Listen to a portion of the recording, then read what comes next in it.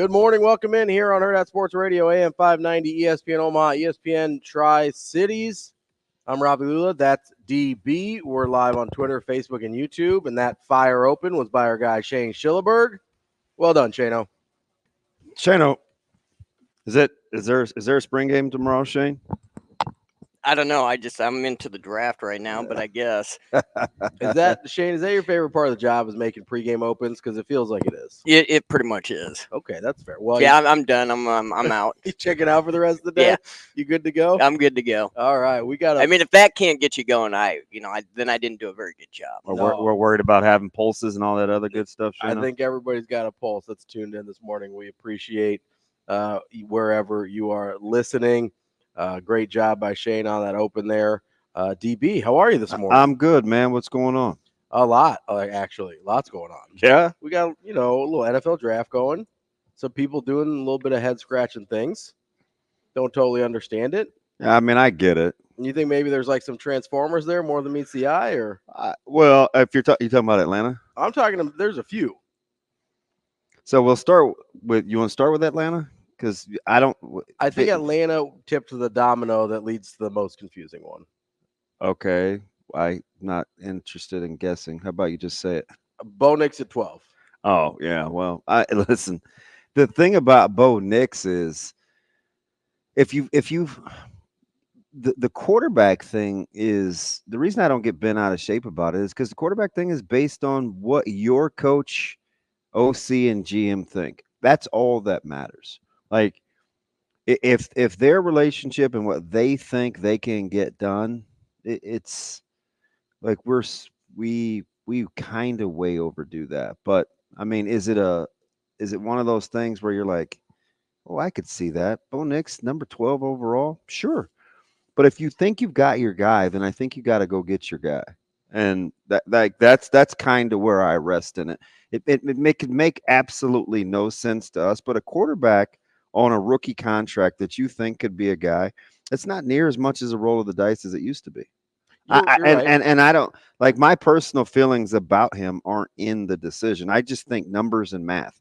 Like if you like your guy and you feel like your OC and your head coach can vibe with that guy, go get him on a rookie contract. My issue is more about not getting maximum value for the pick. That's where if you like Bo Nix, cool.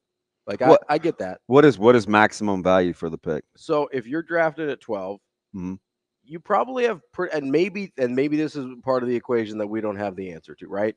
If you're drafted at 12, and I know the mocks are what they are, but you probably have pretty good intel on kind of who else is interested in a quarterback above and behind you, right? I think that's why we saw the Minnesota pick move up to 10. But if you're drafted, it didn't seem like there were going to be a lot of suitors, but after especially the first 5 guys went off for Bo Nix, probably between 12 and somewhere in the 20s. Yeah, so that's the part that I don't know. I've seen people panic before with a run on a position, and maybe they felt like, they weren't going to be able, it wouldn't come back around to them. Maybe could you have traded up later? Or traded back and gotten some compensation for it? I mean, maybe there was nobody that wanted that pick for who they wanted. Or was willing to give it up, right? Because I saw a team probably get bluffed out of one spot, which was the Vikings. Yeah. So I'm not going to sit here and act like teams don't posture and have gamesmanship because, I mean, you pretty much pilfered a couple of picks from Minnesota for somebody you weren't even going to take. Yeah. So that's totally fair. My question on the Minnesota thing was, did they get intel that Denver was trying to move up from McCarthy? Yeah, that's part of the whole. We had guys on the net. Who'd you watch? Did you watch NFL, ESPN? What? ESPN mostly. Yeah, so on the NFL network, like they were suggesting to make a false claim. Hey, stir the pot. Let's see what we can't get. Yeah, and it's, you get a 4th and a 5th back basically. Yeah, so I mean, I don't know.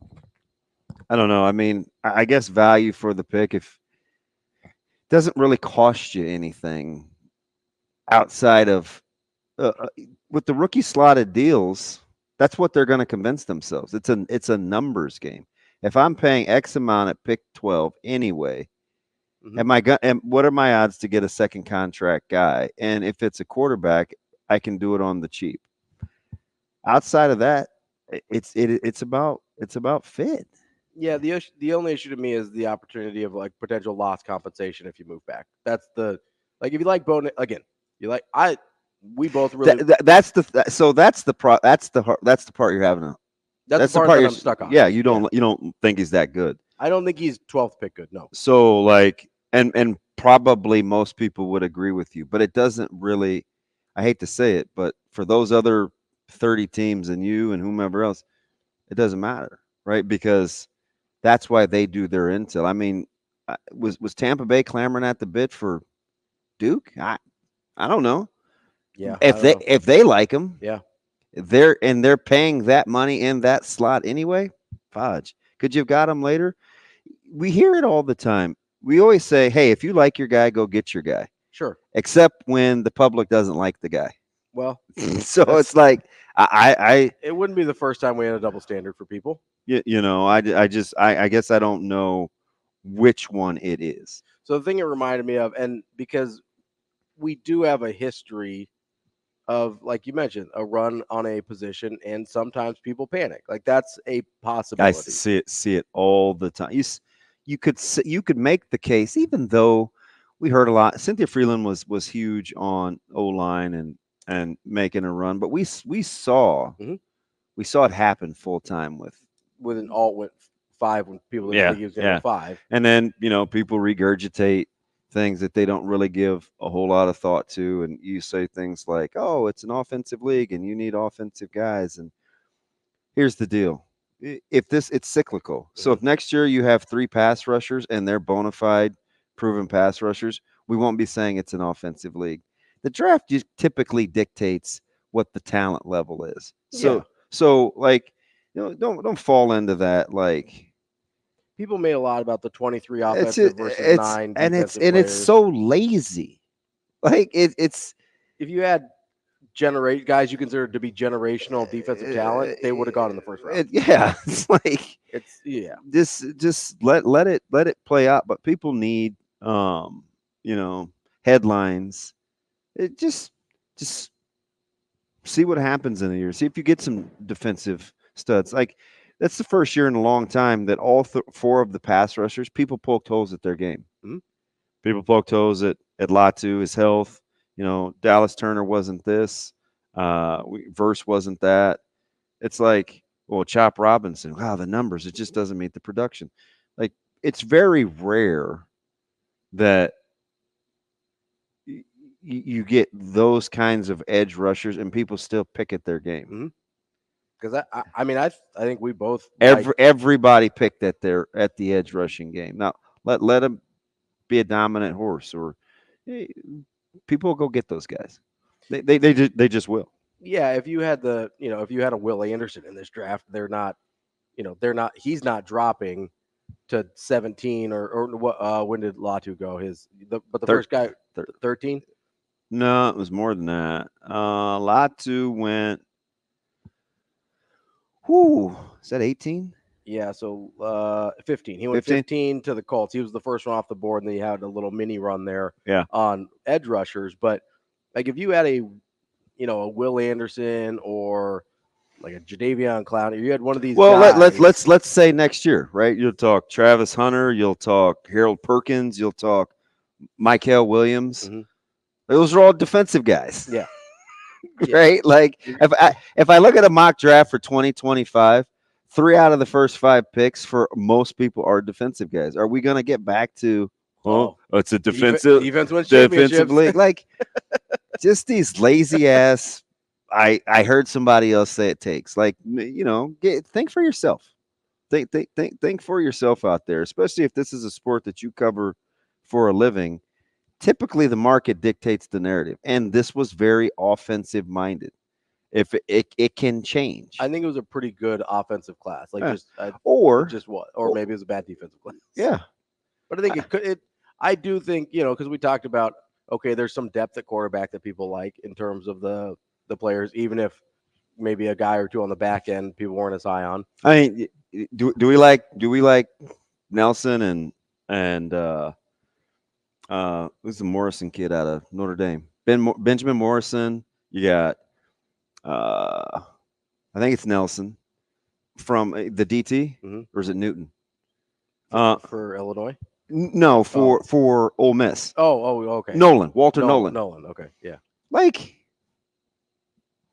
those guys are all mocked in top tens.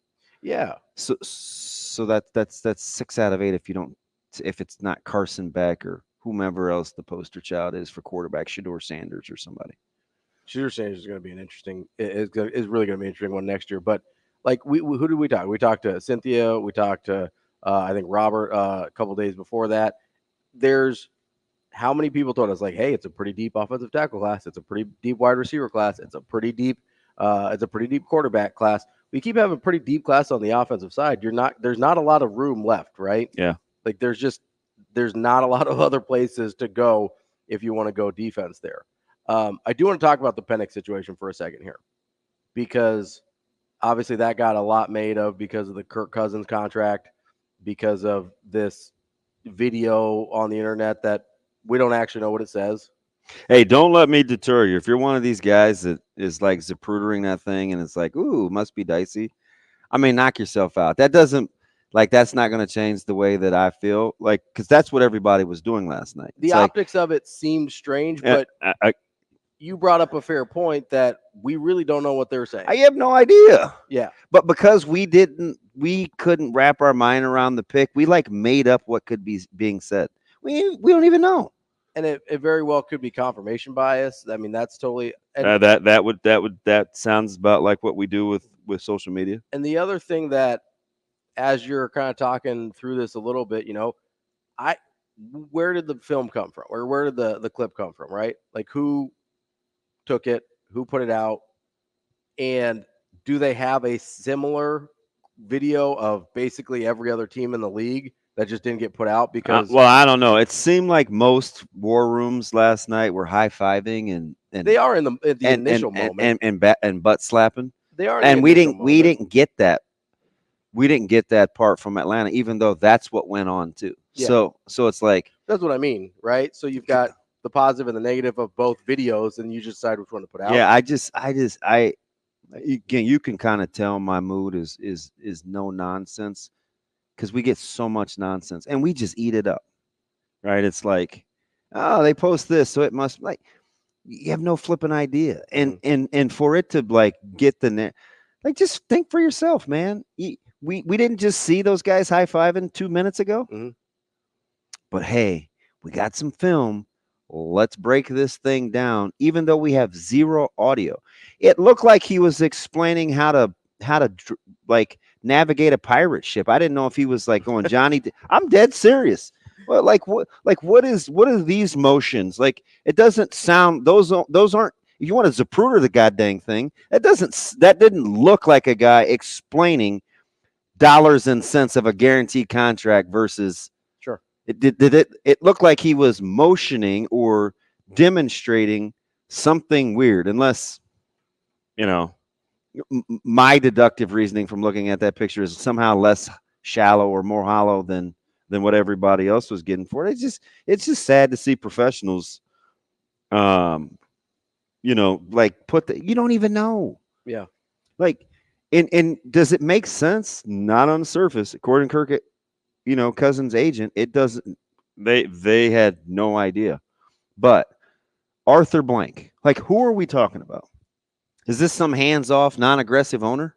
Is this a guy that stands pat, that just kind of sits idly by, that doesn't try to give his team a chance to win? No. You think they snuck one over on old Arthur? Probably not. It doesn't. It doesn't. Track record makes it seem. Doesn't seem as plausible. Is there some value in having a pick like that and using it later for a trade like next year? They very well may have said to themselves, okay, quarterback rookie contract, Cousins is 36, because it's funny. This is what I absolutely love, right? We're so situational, we can't even remember what we said 3 months ago.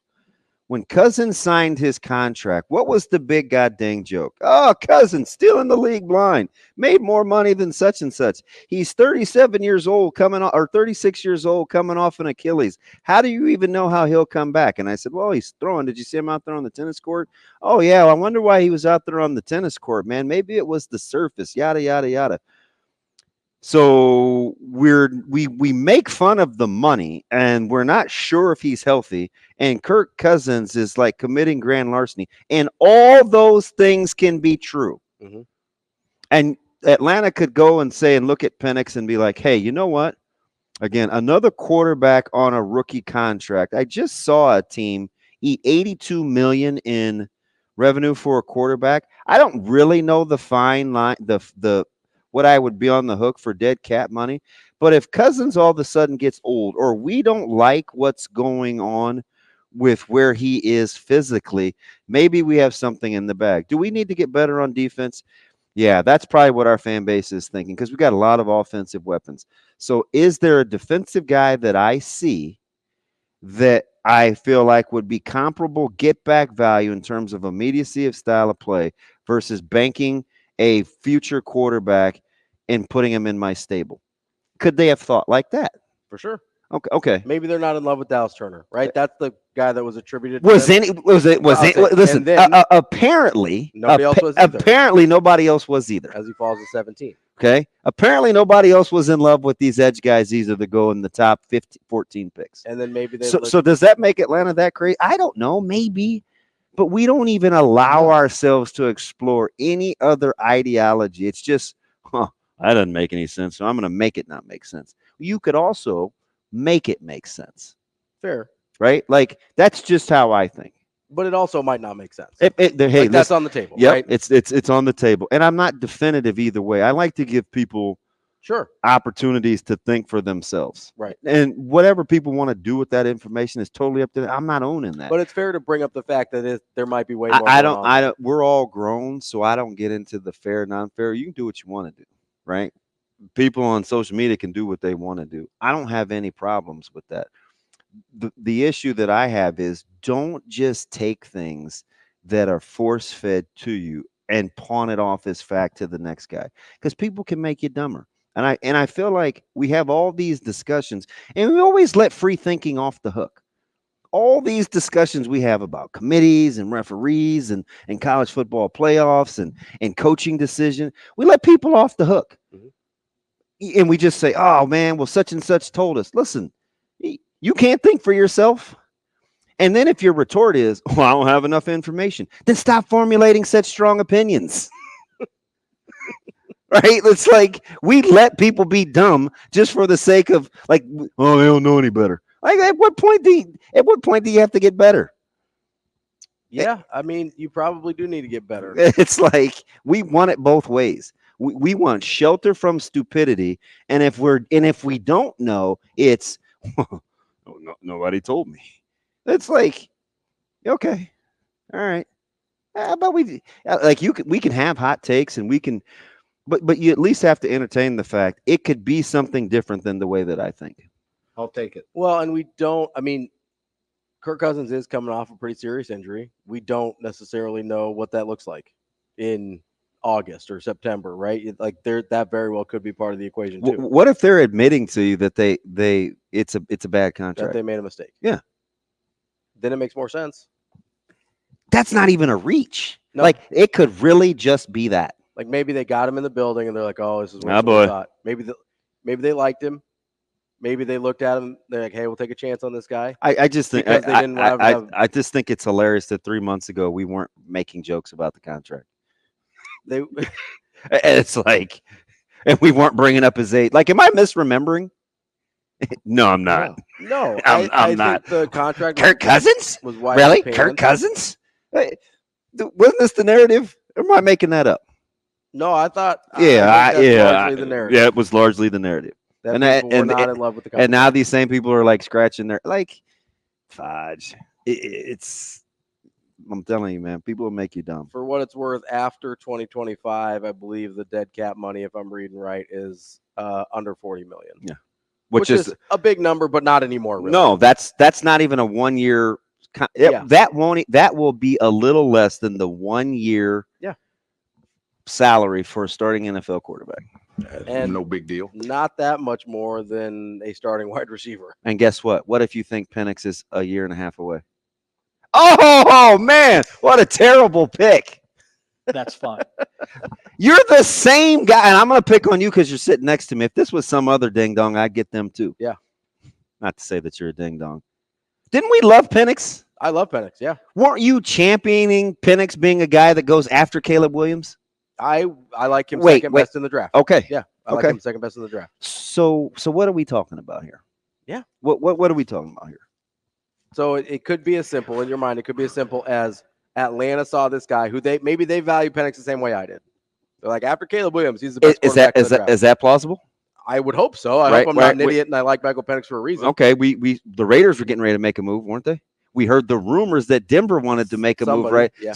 Somebody liked Penix in the first 12 slots, didn't they? Yeah. Okay.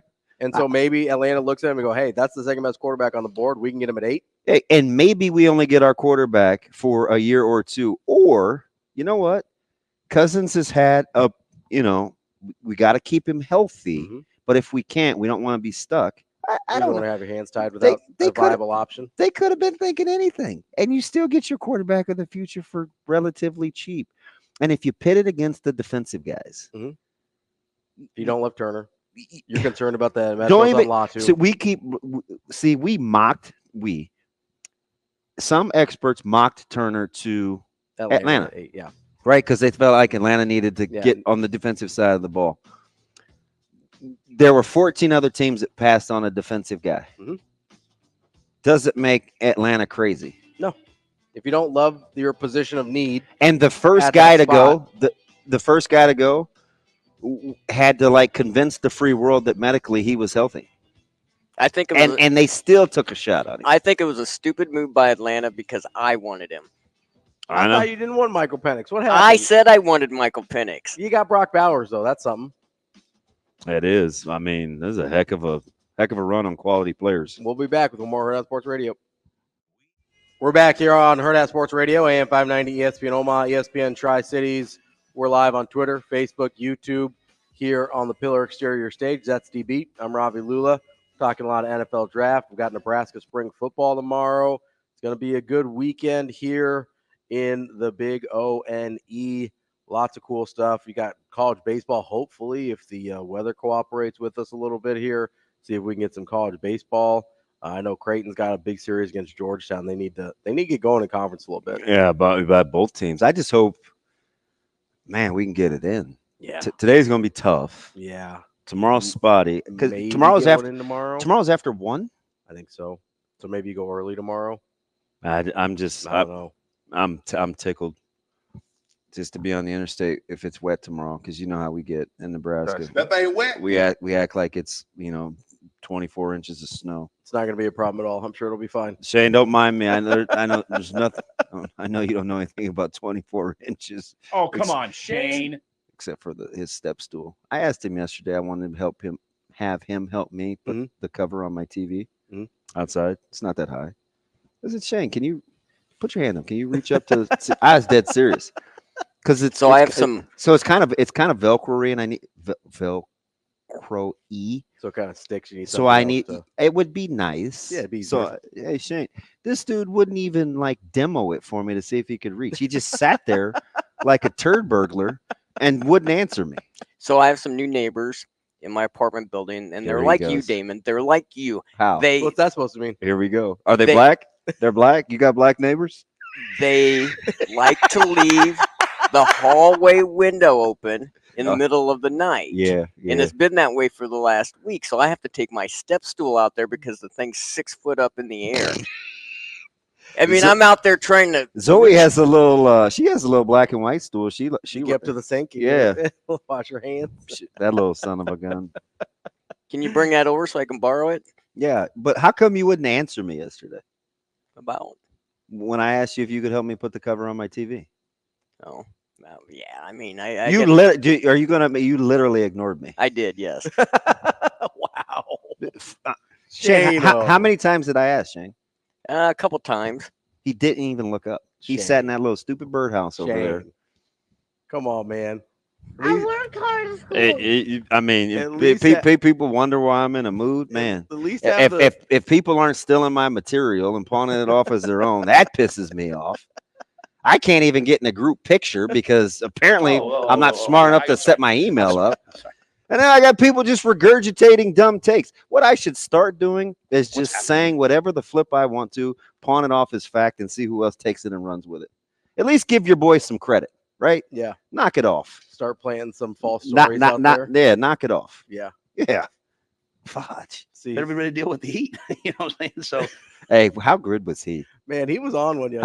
How about his walk off? Oh, I told you so Tuesday. Yeah. Oh yeah. He didn't think practice was very good on Tuesday. My guy was pointing at me in my chest. I'm like, and just to clear this up, because some of you guys I've heard are doubting my truthfulness. Both Heinrich and Dylan had 99-yard touchdowns, which is why I was confused. So that may have been a me. That might have been a me problem there. Hey, listen, it was everybody. And so my boy, full disclosure. Yeah. And we had Sam on. I set the whole thing up for you. We had Sam on. Yep. Right? Sam's talking. We're talking about the 99-yard drive or whatever. And Sam kind of makes this joke about the worst offense in 50 years. And I'm like, I think when he said it was the best offensive practice he's seen since he's been here means since he's been context. Yeah, since he's been here, right? Like, I could totally see that being the case. And Sam even said, well, he's talking about Harburg because when I asked him the question, one of the staffers kind of mumbled, it was Harburg. Well, I got two texts back to back, bang, bang. They're like, it was Rhule. Mm-hmm. And I responded. I was like, "What? There were more than one." I even was specific. I said there was the one with the over route, and they didn't reply, which is fine. Mm-hmm. But I knew that narrative was out there because what he's Shane, play that one more time. This is hilarious. This is much ado about nothing. It just shows you he doesn't miss a thing. Yeah, he's dialed in, and he uses it. He's not. It's not like, it's going to change his day, but he's going to let you know that he knows. Shane? And just to clear this up, because some of you guys I've heard are doubting my truthfulness. Both Heinrich and Dylan had 99-yard touchdowns drives, which is why I was confused. So, yeah, that's he bangs smacks the table, and what I call it. What did I say to you immediately after that was over? I'm trying to remember. If I could, I might have to bring up the text. Dude, how about the walk off? He doesn't miss a thing. He is absolutely dialed in, and because he's not going to lie. Yeah. So but guess what happens? See, this is another thing. This is feel good, get it off your chest Friday. So what happens is because we think that he doesn't want to put Dylan Rhule out there on like a pedestal. We think he's sandbagging what he saw. Yeah. Right? Like that's essentially what's coming down to. That's what it comes down to. Because and granted, there were, however many people, 100 people there. People talk. Yeah.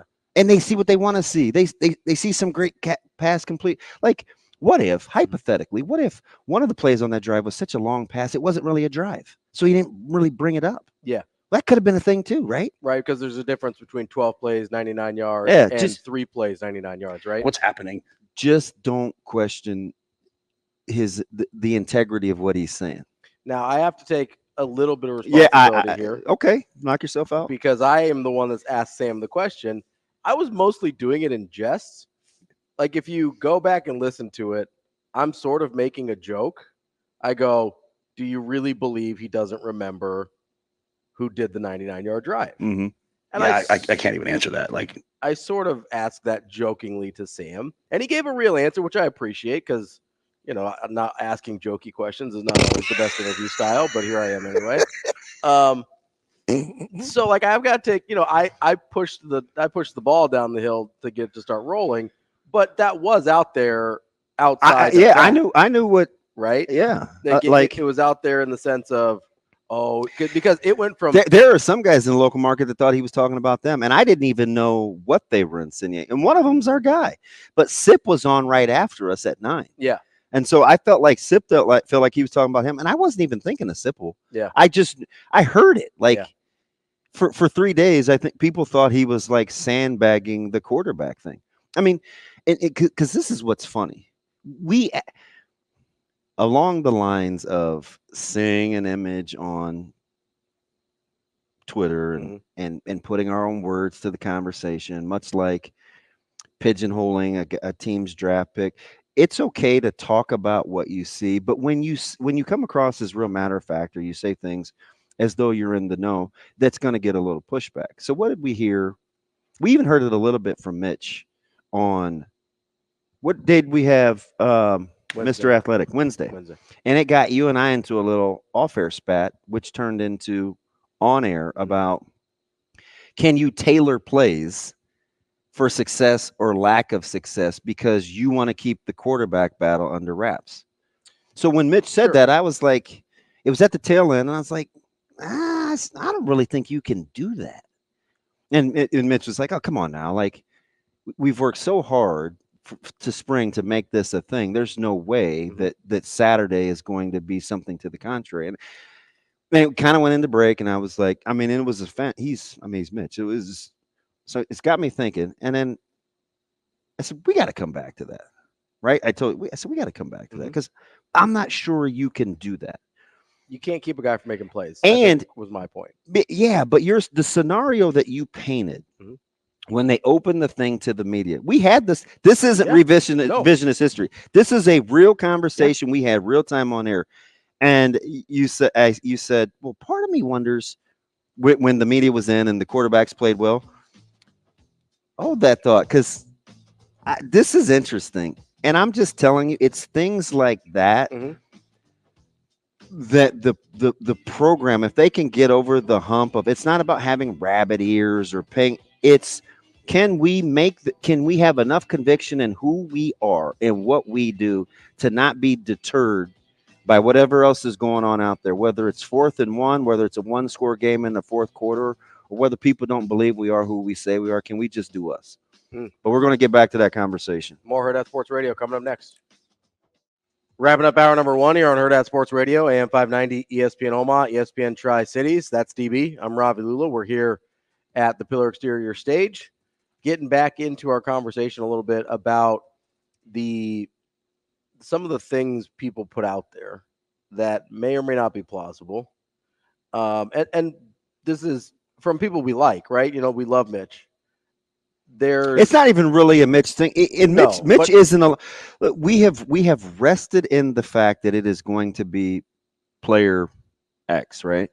And, I mean, we could say it like people. And so you're in one of two camps. Yeah. You either you're so far removed, but you kind of do this for a living, so you make light of it. You kind of joke because you don't want to put yourself out there. You're busy getting material off of message boards and stuff like that.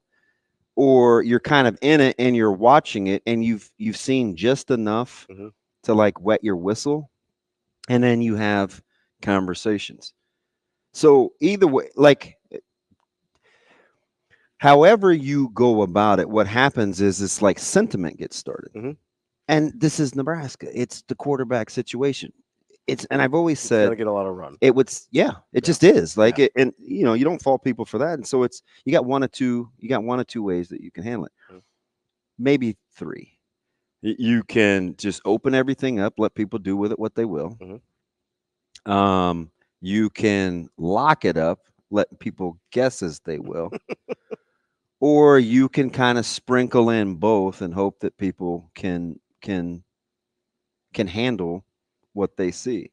Now, what you don't want is, at least for like me personally, just for everybody else, because I don't want to not have anybody to talk to. So I want things as open and readily available. What's my favorite thing about Saturday? I just want to have the same reference point as everybody else. So that way you can have these. So I can have conversations because I want to talk about talk about football. Like I want to talk about player X or player Y or whatever. Like I want to talk about it. I don't want to have to not say anything. And all the time. And part of that I got to get over, which is, I'll grow up at some point. Not today, obviously, clearly, but at some point I will grow up.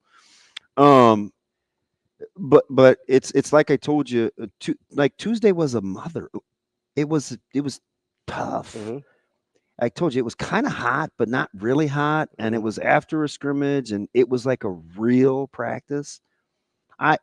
The more I listen to him, that I pit it against what I see. He's telling you the truth in these pressers. That's where I'm landing. He's not one of these guys so far, right, wrong, or indifferent. He's not always going to say the right thing, and sometimes he gets emotional, and sometimes it could be like, well, I shouldn't have said. But unapologetically, he's going to tell you the truth. What he said about Tuesday, and it's not because I think it too, but it kind of is what I was thinking. It's what I told you. Yeah. I'm like, dude, that thing was grueling. Yeah. It seemed long. It was drawn out. It was a tough practice. I looked at Foreman and it was like, damn.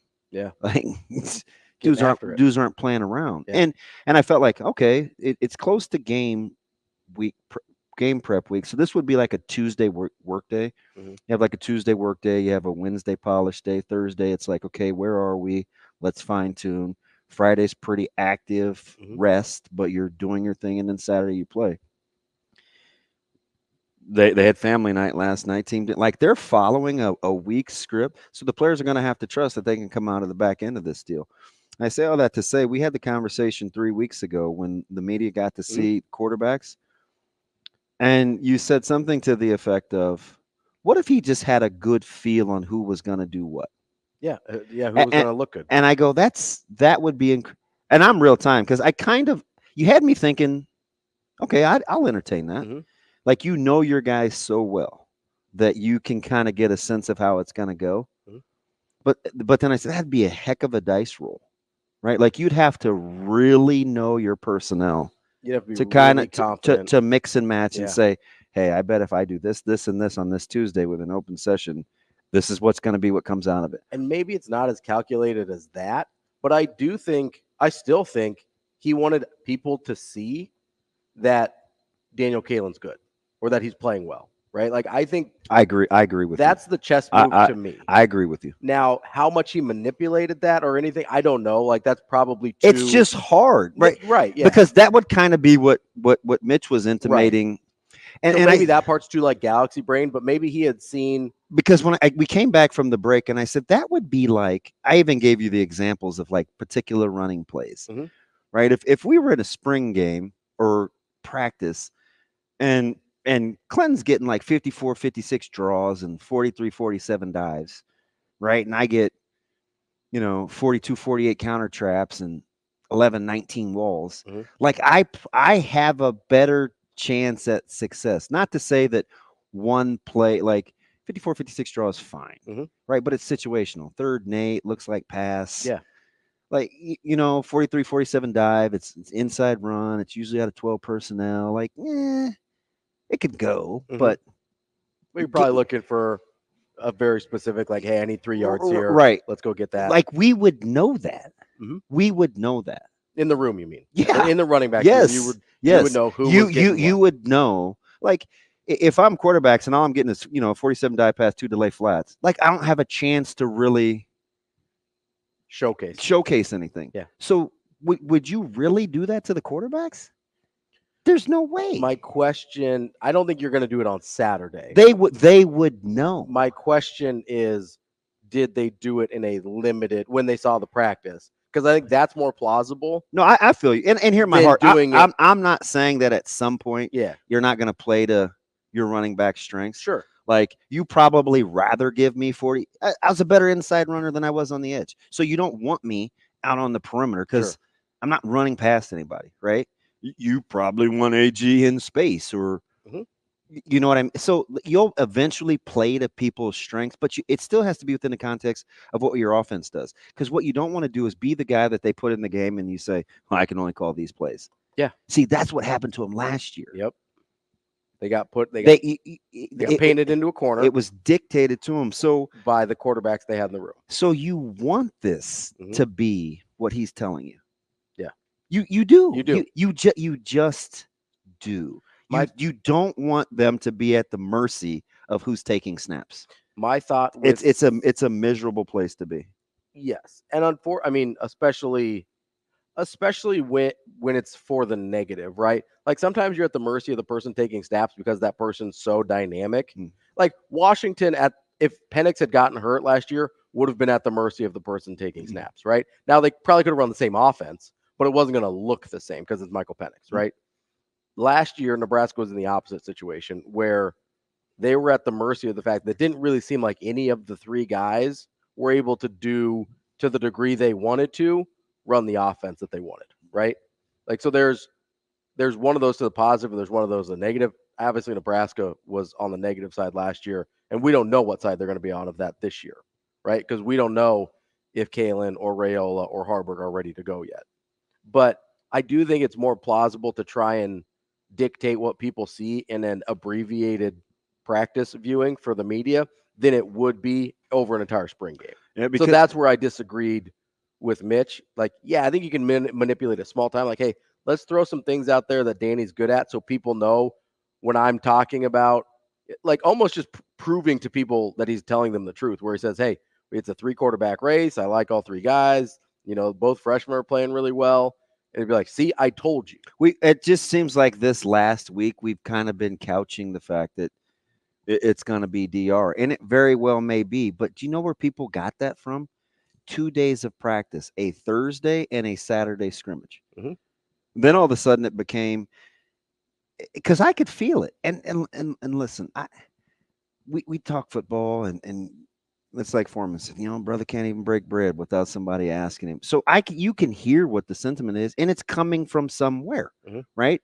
It's the same 55 people that cover sport 50 or whatever. A couple of people have access, so they talk, and it just gets built.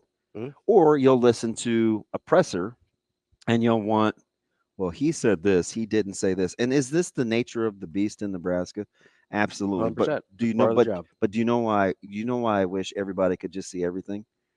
Because I think this is the cynic in me. It would make everybody else accountable. Like, you'd have to know what you're talking about. Some of these people that we listen to and we take opinions from don't know the difference between a 3 technique and a 2-eye. Why it's difficult to plan a 4 versus a 5. But they sure can. Man, did you see that guy drop that pass? You don't know if he was supposed to run the stick, the comeback, the choice, nothing. And I'm not saying you have to know football, but at least you'll see enough to not compartmentalize just like a day or two. So open the whole gosh darn thing up, right? Like, that would be, unless I'm doing game, like install and stuff like that, obviously you can limit, but let people, I think the more people are educated, the better the discussion. That's how I am generally about life. Yeah, for sure. Right. I also think the more we know, the better conversations we can have. I also think Then he won't have pressers like yesterday. Which I still think it's great. Like, it's just part of the deal. Coaches deal with it all the time around the country. I think the more that it's out there, the more you realize, like, who you should be listening to, who you shouldn't be. Because then you can know. You'll be able to see it too. Coming up next, we've got, is this right? We got Schaefer on a Friday? Yeah, it's good stuff. We got Schaefer from Husker 24/7 coming up right here on Hurrdat Sports Radio. We're back here on Hurrdat Sports Radio, AM 590 ESPN Omaha, ESPN Tri-Cities, kicking off hour number 2, live on Twitter, Facebook, YouTube. That's DB. I'm Ravi Lulla. Make sure you remember to get out to the Omaha Supernovas tonight. They've got a late night match at 8:30 p.m. at the CHI Health Center. That means you've got plenty of time. I've got your whole Friday planned out, but make sure you get over to the Omaha Supernovas at 8:30 p.m. Supernovas.com for tickets, merch, all the information you need. That's supernovas.com. Joining us now on our Hurrdat hotline is one Mike J. Schaefer from Husker 24/7. Schaefer, what's going on, man? Oh, just basking in the glow of drafting Brock Purdy 10th overall, despite the fact that he's probably not even going to be that good. Michigan Lance, if you're listening, you know nothing about quarterback play or Bears fan. So we'll leave it at that. Schaefer, okay. Look, everybody is surly today. I love it. Schaefer, hold on, okay? If you got the first 2 years of Brock Purdy's career out of J.J. McCarthy, you'd absolutely take that at 10th. Yeah, overall. but you're not going to start with that. That's his upside. His upside is elite game manager, and you took that 10th overall, the 5th quarterback taken. You traded multiple picks for the right to move up one spot to draft that.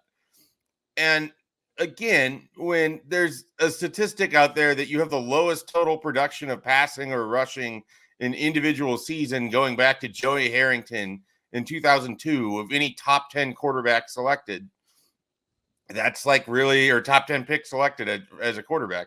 That's kind of concerning. You don't want to be in a sentence with Joey Harrington.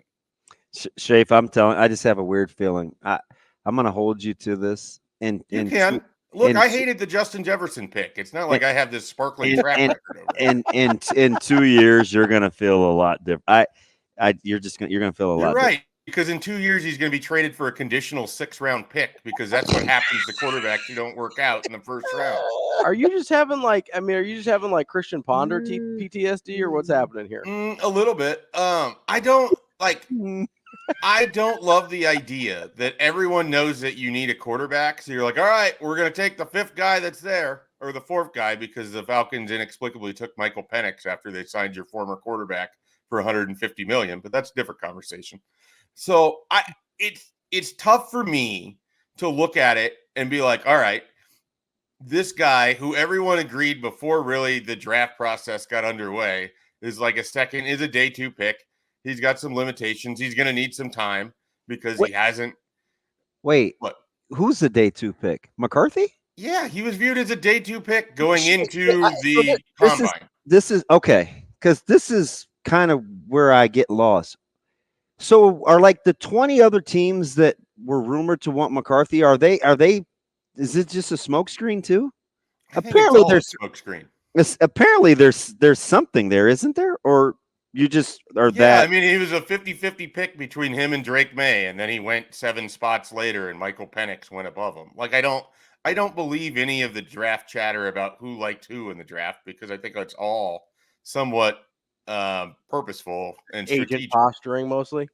I think there is a lot of agent posturing that goes on throughout this. And if you listen to the Vikings GM, they definitely weren't interested at all in Justin Herbert. Never made a phone call to the Chargers to talk about him. So you don't know what anyone's actually doing or thinking. I'm just having a tough time getting excited about a quarterback who, again, statistically, you get a sentence with Joey Harrington. It's hard for me to get fired up about that. Mm-hmm. And then you have people who tell you like, oh, well, it's a great fit. Like, yeah, they have a lot of good offensive pieces. That's why you'd want a quarterback that has thrown for more than 89 yards against Penn State in a conference game. Wow. You'd be a little bit more excited about that, wouldn't you? Wow. You got a really good offensive head coach, and that scheme is, I don't know, Schaefer. We'll chat here in a couple years. I'm excited about Dallas Turner because, for J.J. McCarthy to be successful, you've got to have a good defense. History's shown that. I mean, that's shown that for almost every quarterback in history. Oh, that's okay. But Schaefer, I don't know, man. All those picks of offensive guys, it's offensive league. It says more about the league than it does the lack of quality defensive players in the first round. Yeah, I think it was also a fairly special first round, right? I think I was being sarcastic. I agree with you. I just hated how, it's such an offensive league and poor woe is me defensive guys. And I'm like, yeah, just take a gander at the mock draft next year. Like 7 of the top 10 picks are all playing defense, and nobody's going to tell me it's a defensive league. Like, well, and it's cut the crap. I think a lot of it is you could have made the argument any of those receivers that went in the top 10 could have been the number 1 overall receiver to go. I mean, in some years, Marvin Harrison could have been the number 1 pick. I think both, if maybe not all 3 of the offensive tackles that went through the top 11 could have been the number 1 tackle in a given year. I mean, Joe Alt could have been the number 1 pick in a given year, depending on what a team had or needed. It just felt like there was a lot of really special offensive talent high up there. And then there was teams that needed quarterbacks, and that pushed a lot of players down. I mean, I don't think anyone thinks Michael Penix is the 8th best player in that draft, but he went 8. I don't think people think J.J. McCarthy is the 8th most talented player, but he went 10th most talented player. And so that all just adds up to the defense sliding down. I forget who got Jared Verse, but When the Vikings traded up, that's who I wanted. The Rams, maybe. Yeah, the Rams, Yeah. because he's in my division. I'm not thrilled about it. That's who I wanted when I saw the Vikings had traded up. But I'm good with Dallas Turner. I like Jared Vrzal a lot, but Schaefer, I want to switch gears to Nebraska here because you want to talk about the spring game? I want to talk about the press conference before the spring game. Okay. Schaefer, we need to go get breakfast. We're kind of in the same mindset. Schaefer, Rhule was in kind of feisty mood a little bit yesterday, especially towards the end of the presser. When he kind of unprompted brings up the 99-yard drive and like claiming, oh, some of you guys think I'm not being truthful out here. Like, did you take that as kind of a shot at people who do what we do, or like, how did you process that? I don't know. I saw some of the. I think it's one of those things. If I would have been in the room, I'd have maybe a stronger opinion on it. But just reading it or listening to the audio of it, to me, it just sort of feels like we've had. We're at the end of spring. Like we've had a lot of the same conversations. We've asked a lot of the same questions. You don't really get a ton of answers in spring football. It's an opportunity for growth. It's an opportunity for repetition. It's not, an opportunity to crown kings and to declare victory or anything like that. And so I think, you might just have some just general frustration or fatigue about where we're at and the questions that you get every single time. And, that might have cracked through it. It might have been somewhat unprompted too. And I just think it's it's been a long spring and we're here to the Friday before the red-white game. And I think everybody's happy that game is happening because nobody needs another week of spring football or, the sort of questions and press conference that go along with it. And that's not to say that there isn't value in being able to go over and ask questions, because there absolutely is. But when you reach this point in the spring, when you've had limited availability to actually watch practices, you reach a critical mass in terms of what you can ask about. And I think everyone feels it at some point. To me, it felt more like just sort of spring fatigue than it did anything else. But I could have the wrong read on that for sure. Yeah, Schaefer, I'm just wondering as I'm kind of like listening to like his overall tone this week and a little bit last time we saw him as well. And then some of the, and I was part of this too. I asked a question about the 90-yard drive to Sam too. So I'm not escaping culpability here, but is it possible that we maybe just need to do our jobs a little bit better? Because like for the most part, he's told us the truth, right? Like I can't point to a thing yet where he said something and then we go back and he's like, oh, that is patently not true. Like, do we just kind of maybe need to do a little bit better at our jobs to not kind of, I guess, pick at this narrative of, well, he must be sandbagging Raiola? I just think it's such a unique scenario. I mean, how many people do you know in the media think that Dylan Raiola isn't going to be the starting quarterback? It's not a big group. So I think, if you're Matt Rhule and one of your goals in the spring process is to not anoint Dylan Raiola before you're ready to do so, before maybe he's ready to have that, then you have to find ways to be able to raise up what Daniel Kalen and Heinrich Harburg are doing. You have to find ways to try to temper expectations and everything else. Okay, that's kind of what I'm talking about. I think it goes along with that to a degree. Like it's a cat and mouse game to me sometimes. But that's kind of what I'm talking about, though, Schaefer. Like, what if even in that answer, it's like what if Kalen and Raiola and Harburg actually are that close? Like, what if maybe they are? But like, do you believe that?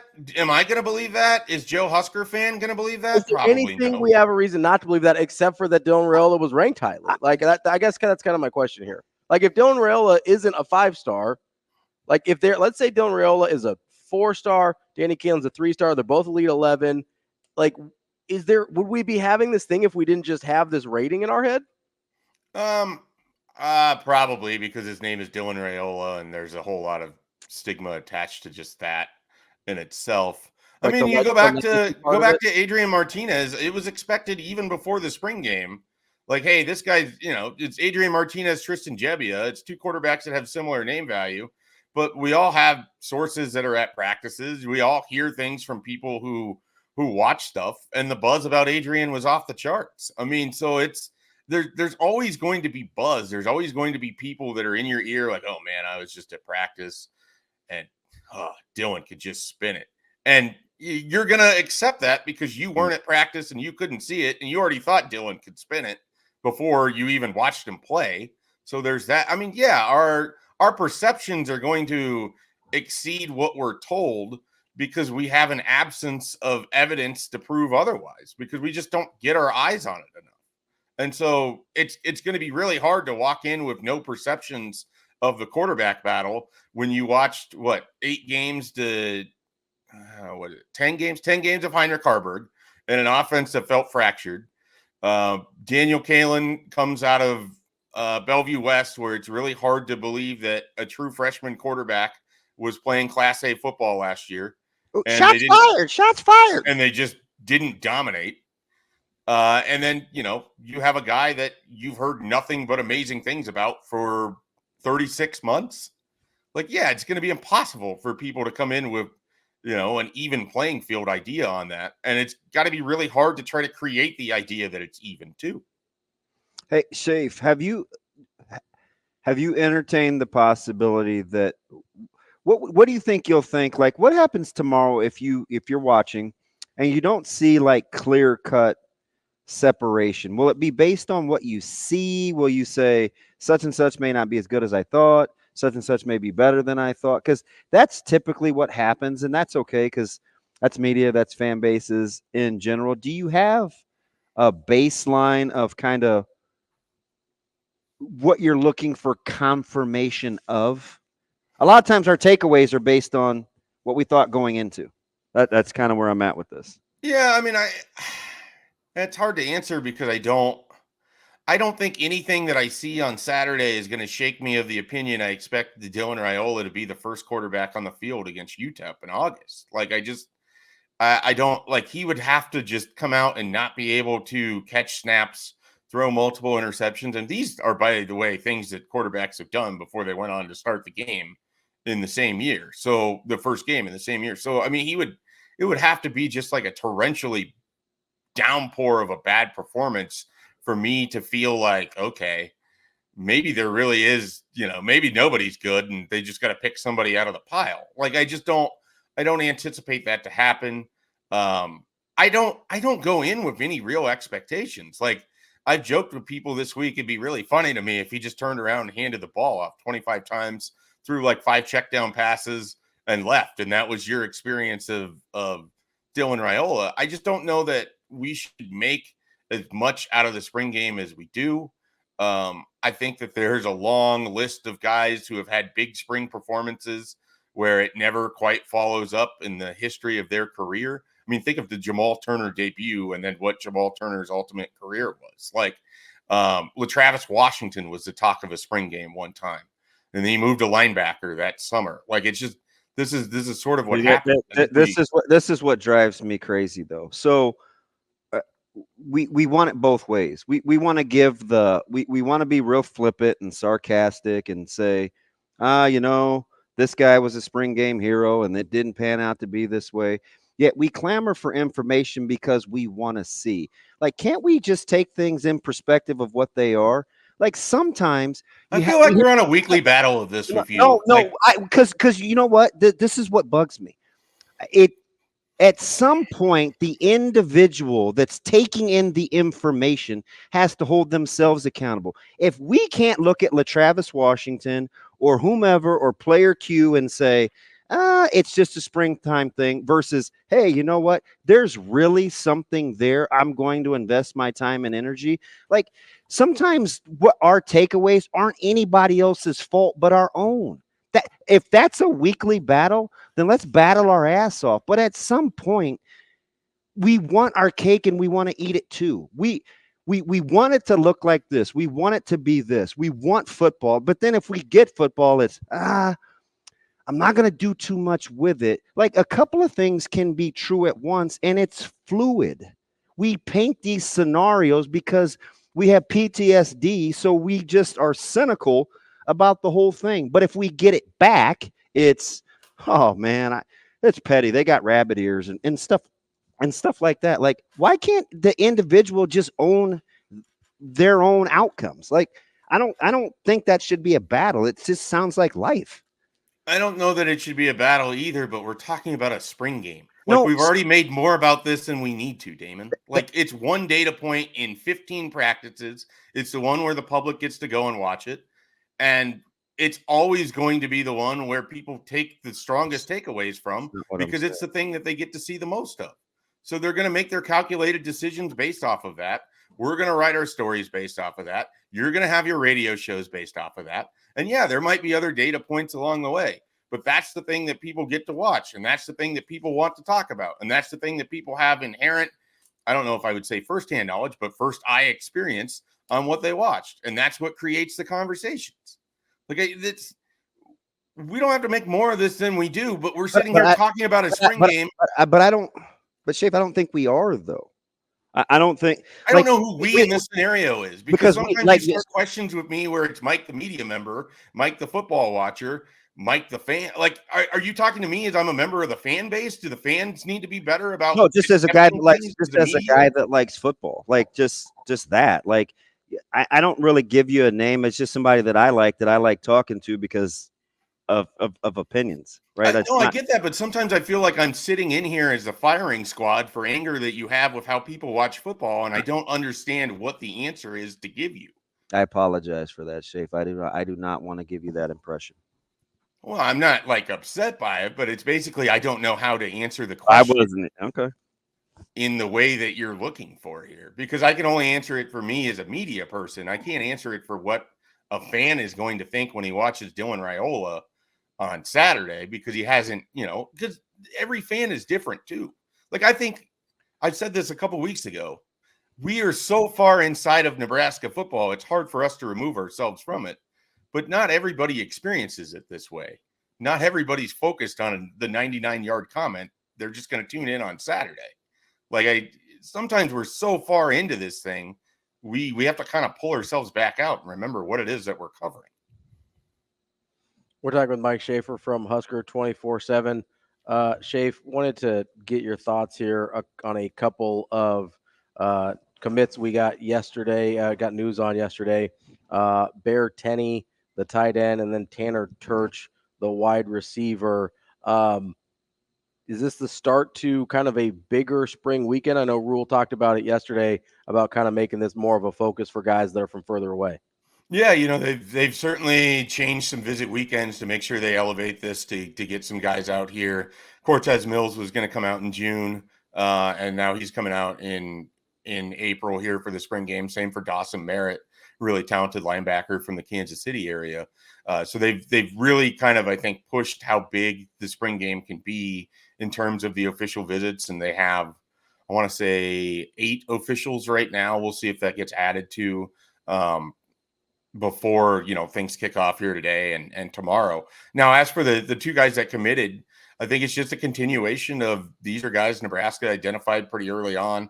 Bear Tenney is interesting in the sense that he might have more offers by himself than 2/3 of this class that's assembled had total. And, like Tanner, you have a guy with 30 plus offers committed yesterday, and then Tanner Turch from Colorado, who I think Nebraska is pretty excited about, that the recruiting industry largely didn't know existed, had 2. The World Herald had an amazing quote in there where he was at a junior day at Colorado State this year, and their coaches didn't know his name. They had never watched his film. And that's a guy Nebraska was excited to take. He's going to play defensive back, or he's going to start off at defensive back for Evan Cooper. I think he's a really, interesting piece that could be a special teams player as well along the lines. Again, kind of fits, a lot of these guys fit a similar mold. 6'1.5", 6'2", 185 pounds, could play multiple positions. And then Bear Tenney is kind of more built like an inline tight end than what we're going to see with some of the other ones, Chase Lofton and Ziebert and some of the other tight ends that they're chasing. So I think they wanted to find some inline guys to sort of mix and match in that tight end room. They've really invested a lot in the tight end room, and I think that's kind of interesting, especially because you think they're probably taking at least, if not 1, maybe 2 more tight ends in this class. And I think a lot of that is because they think those guys can change positions potentially move into offensive line or could play on the defensive side of the ball. So it was a pretty interesting day overall yesterday in recruiting. Schaefer, we talk a lot about like the defensive backs and the recruiting the recruiting numbers in terms of volume. Are you getting that sense with tight ends and outside linebackers? You kind of referenced the potential numbers at tight ends with guys that are still on the board. If guys like Merritt all of a sudden are really in the fold, which I believe them to be, is outside linebacker the next position where you're thinking, it could get hectic? Yeah, I mean, I definitely know there's some Big Ten teams that want to know if there's even going to be room for Pierce Mooberry, because Nebraska has so many of these linebackers that they seem to be in a good shape for. And I think Dawson Merritt's one of them. I think that's a key visit. The Merritt Christian Jones thing is going to be fascinating. Yeah, I mean, that's a huge visit for Nebraska this weekend. And so they've certainly got several outside linebackers. It just feels like there's a body type in Nebraska that, these guys end up as either tight ends, defensive ends, or outside linebackers. And it's not a bad thing for every year for you to basically look at one or two guys in the state, if not more, and then you try to go out and get the best talent that you can in the surrounding areas or from further away. But yeah, I think there's definitely something to that with the outside linebackers as well. That's Mike Schaefer, Husker 24/7. Schaefer, we appreciate it as always, and hope you enjoy the spring game. Thanks, Mike J. I apologize. I was too grouchy on a Friday. Nothing but love. Have a good weekend. Enjoy the spring game. All right, buddy. We'll see you next week. That's Mike J. Schaefer, Husker 24/7. That was interesting. Lot to get into there. That's DB. I'm Ravi Lulla. This is Hurrdat Sports Radio. We're on AM 590 ESPN Omaha, ESPN Tri-Cities.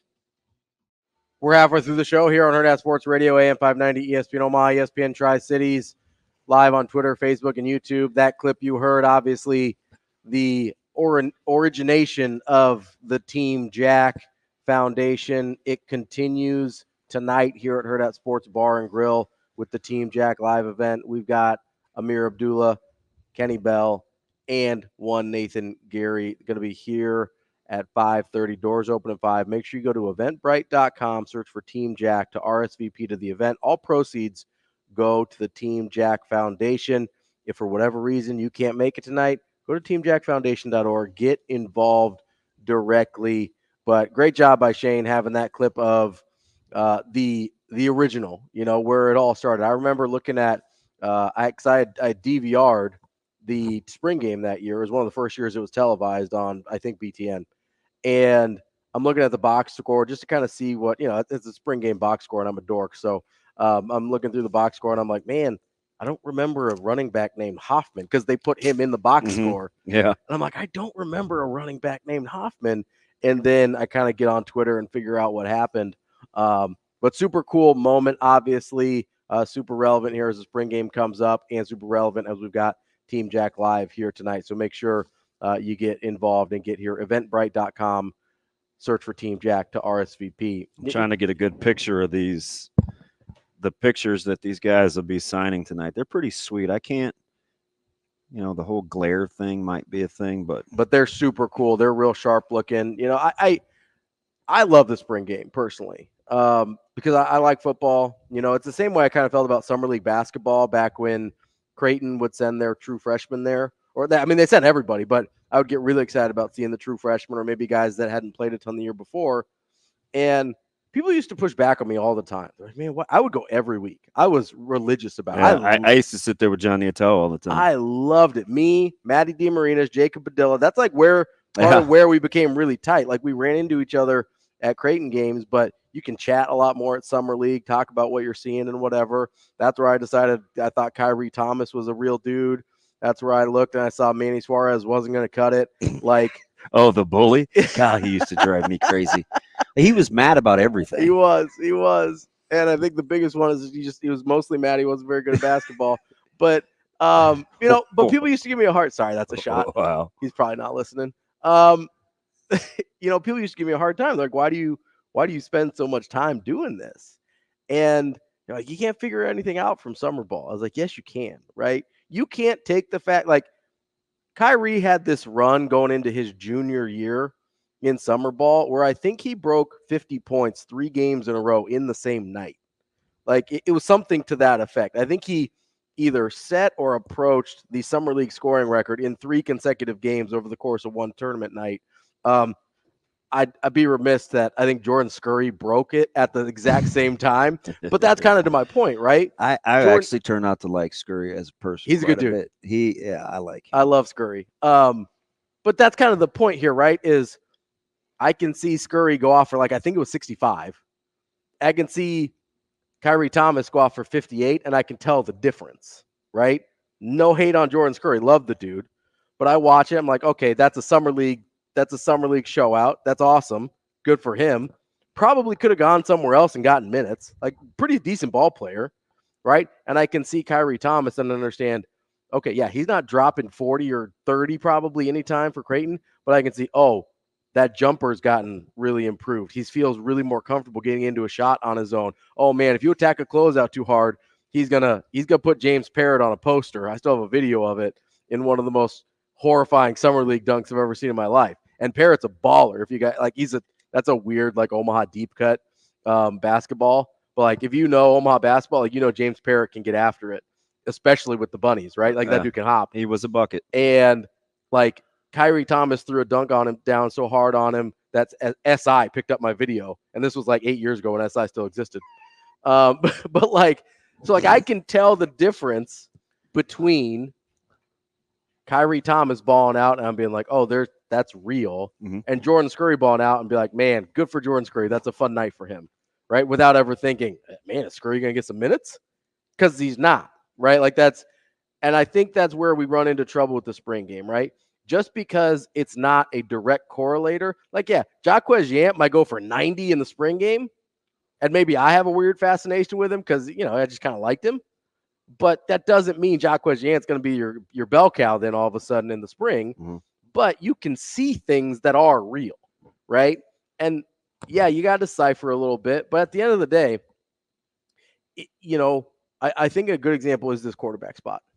Because what if we go out there and Dylan Rhule looks pretty good and Danny Kaelin looks pretty good and heaven forbid Heinrich Haber looks pretty good too? Mm.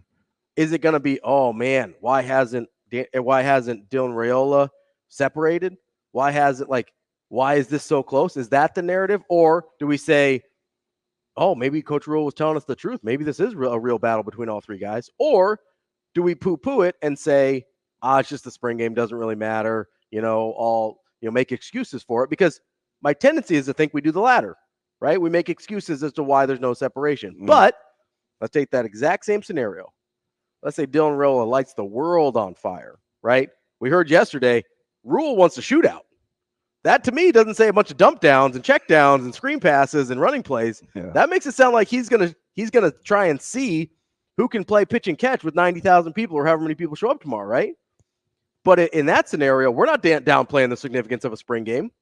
If we get confirmation that Dylan Rhule is that dude, all of a sudden the spring game matters. Apparently, asking that question is out of bounds. So that's the gist of. I think that's what you were trying to get at, right? It either matters or it doesn't. It can't matter based on the result we get. Listen. Is that fair? Yeah. Apparently that was like that's where I struggle because so the thing about kind of these conversations this morning is I'm guessing whether it's and I just picked at Joel on social media, like either like having the conversations means we're all this or all that. Like the sake of having the conversation just isn't. It's just not a thing. It's either got it. We're overdoing it, underdoing it, too much. Like, and I get it and because it's probably somewhere in the middle, right? Well, so this is kind of what I glean because I know Joel's personality. I'm just using him as an example because we're boys. His response on Twitter, "Hey, this is a thing." Like Coach Rhule's presser. It's not what I would call a thing. Mm-hmm. I think it's a microcosm of what's eaten up coaches for 20 years. Mm-hmm. So I'm not going to apologize for wanting to get my mind around coach media relationships. I think it's fair to ask the question. There's a reason I think when coaches leave here, they're 50 years older than when they got here, and sometimes it's nice because they're bad at their job, right? So sometimes we just have those conversations. Doesn't mean I'm consumed by it. Doesn't mean it's keeping me up at night. It just means I'm captivated by somebody that's going to have some resolve because the expectation level for his development is at a certain place, right? So I'm not going to apologize for thinking ahead. No, I don't think it's that serious, but I do know Joel's personality. Joel's personality is major in the majors, minor in the minors, right? Like, let's see big picture, keep it moving. It doesn't always have to be drilled down to its most finite point, right? That's really what. So I don't know him, so I take your word for it. This is his personality. Yeah. Apparently I caught Schaefer on not a good day, but his personality is more in his response where it is what it is. I'm only speaking for me, whatever. So you just sometimes have to consider where people are coming from with it when they personalize it. So, it's neither here nor there. I know my guys on the phone are like, wow, I'm cool, man. Like stuff like that happens. So you just, that's live radio for you. Yeah, and listen, like we all care about this, and so sometimes things happen. Yeah. Coming up next, we will continue. We'll wrap up hour number 2 here on the Hurrdat Sports Radio, AM 590, ESPN Omaha, ESPN Tri-Cities. Wrapping up hour number 1 here on Hurrdat Sports Radio, AM 590, ESPN Omaha, ESPN Tri-Cities. We're live on Twitter, Facebook, YouTube as well. That's DB. I'm Ravi Lulla. And we are, we're hurtling towards very quickly a spring game tomorrow. What's happening? A lot's happening, Shano. He said, I steal everything from everybody. Well, he's pretty open about that. He's not the only one in the market, apparently. Who? If I was a Husker fan, I'd just be coming hoping that the ball's not on the ground. I am hoping the ball's not on the ground, if I'm being honest. It's just interesting, man. You look at kind of his hiring and where he's getting people from. It's like, okay, who's having success? Yeah, who's doing good? I want him. I want him. I want her. I want her. Yeah. You're the best. You're the best nutritionist in the game. All right, you work here now. He's you're the best strength and conditioning guy in the world. All right, you come here now. He's pretty candid about that. No, I like it. I also like that. That's what I want to say. How many times have we gotten into, especially this week, where I ask you about him getting super specific about stuff, right? Mm-hmm. And he did it again with that answer. The balls on the ground? The special teams answer. Oh, gotcha. Because, what's the thing everybody gets worried about? And they're like, oh, they don't want to go hard in the spring game, or they don't want to tackle too much, whatever. It's like, To me, that sounds soft. It does sound soft, Shane. But they're worried about guys getting hurt, right? Well, and he looks at it, he goes, okay, yeah, people get hurt in football. But he goes, okay, where do people get hurt in football? Why do people get hurt in football? In what situations do people get hurt in football? Good point. I like this. And then he goes, oh, let's say I'm making this number up. I don't know. Let's say 70% injuries occur on special teams. Well, it's like, okay, well, we can get a lot done and just go light on special teams instead of going light the whole time with everybody, right? And not getting anything out of spring practice or spring football game. You go, oh, if we just take this one little piece out, all of a sudden we can still play real football, and our chances of somebody getting injured go down dramatically. Yeah, right? and I think so. Some of that, yes, it plays to the risk assessor in me that I really appreciate. I also think a lot of it has to do with what work have we gotten in before then. Yeah, prior, right? Because they go really, really hard with special teams, and they do it for a long time. So maybe. I watched or maybe have seen, or better yet, I've heard that you get multiple reps, right? You may do 30 special teams reps. Well, that's the stations they talk about, right? You get it's isolated, right? Like gunners or not wedge guys, front wall guys or whatever. Like that's a lot, and you get a lot of work in and pretty physically taxing over time. So, is spring?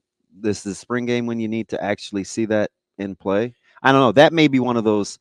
You've seen Along Came Polly. Mm-hmm. That might be the risk analysis thing where it's like that's what I was saying. It's that's what I like. Maybe the juice isn't worth the squeeze here, and we can get enough football without seeing that part of football. But I was in risk management in another life, so I think that type of thinking really like vibes with the way my brain works. Yeah. And so maybe that's why I appreciate it so much. And plus, listen, and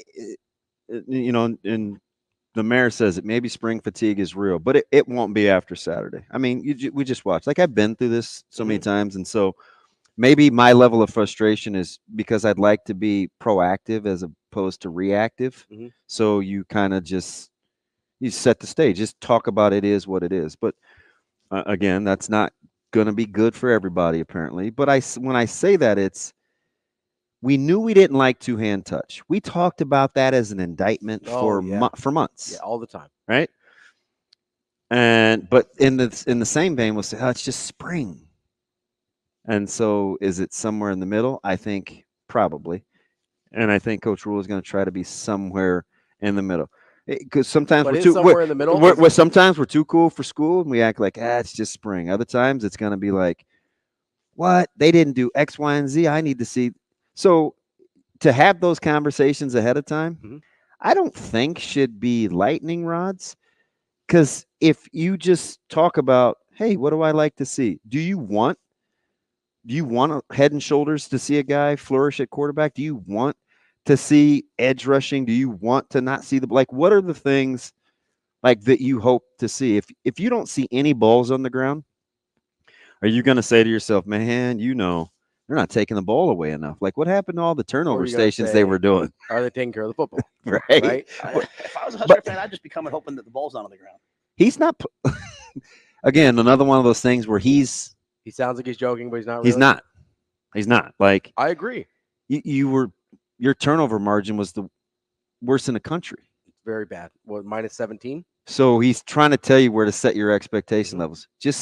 Start with just wanting to see clean football. If you see clean football, it's a heck of a lot better than it was a year ago. 100%. Did you see clean football last year? Not very much. Balls on the ground. It's a little alarming. Very. Right. And it manifested itself during the season, right? It did. So I don't know if it's just a scrimmage or not. I just know that But I know we talked ourselves into the fact that they could fix the turnovers, and they didn't. So the funny thing is as much as today or tomorrow, last week or Thursday got isolated, like we started with this whole winter is to get better for spring. Spring is to get better for summer. Summer is to compete in the fall. So like that's kind of the standard. So I can't. It's hard to apologize if we can't take it in that context. The best way you can do is kind of talk about it. And I think he's kind of giving us a snapshot. So can I go back real quick? Because I had another question about the special teams thing that I don't know the answer to. Do you think, is there a factor of the adrenaline of being in front of a crowd?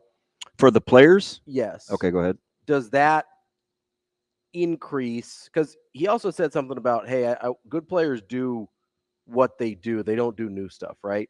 Does the adrenaline of being in front of a crowd maybe sometimes, not consciously, but a guy maybe tries to do a little too much and that opens him up to injuries as well? It can. So when you combine that with special teams already being a higher risk endeavor, you want to take that out in front of the fans? Was it the presser a couple of weeks ago? Maybe it was last week where he talked about, one of the assistants talked about learning how to breathe. Mm-hmm. Like that's part of it. Yeah.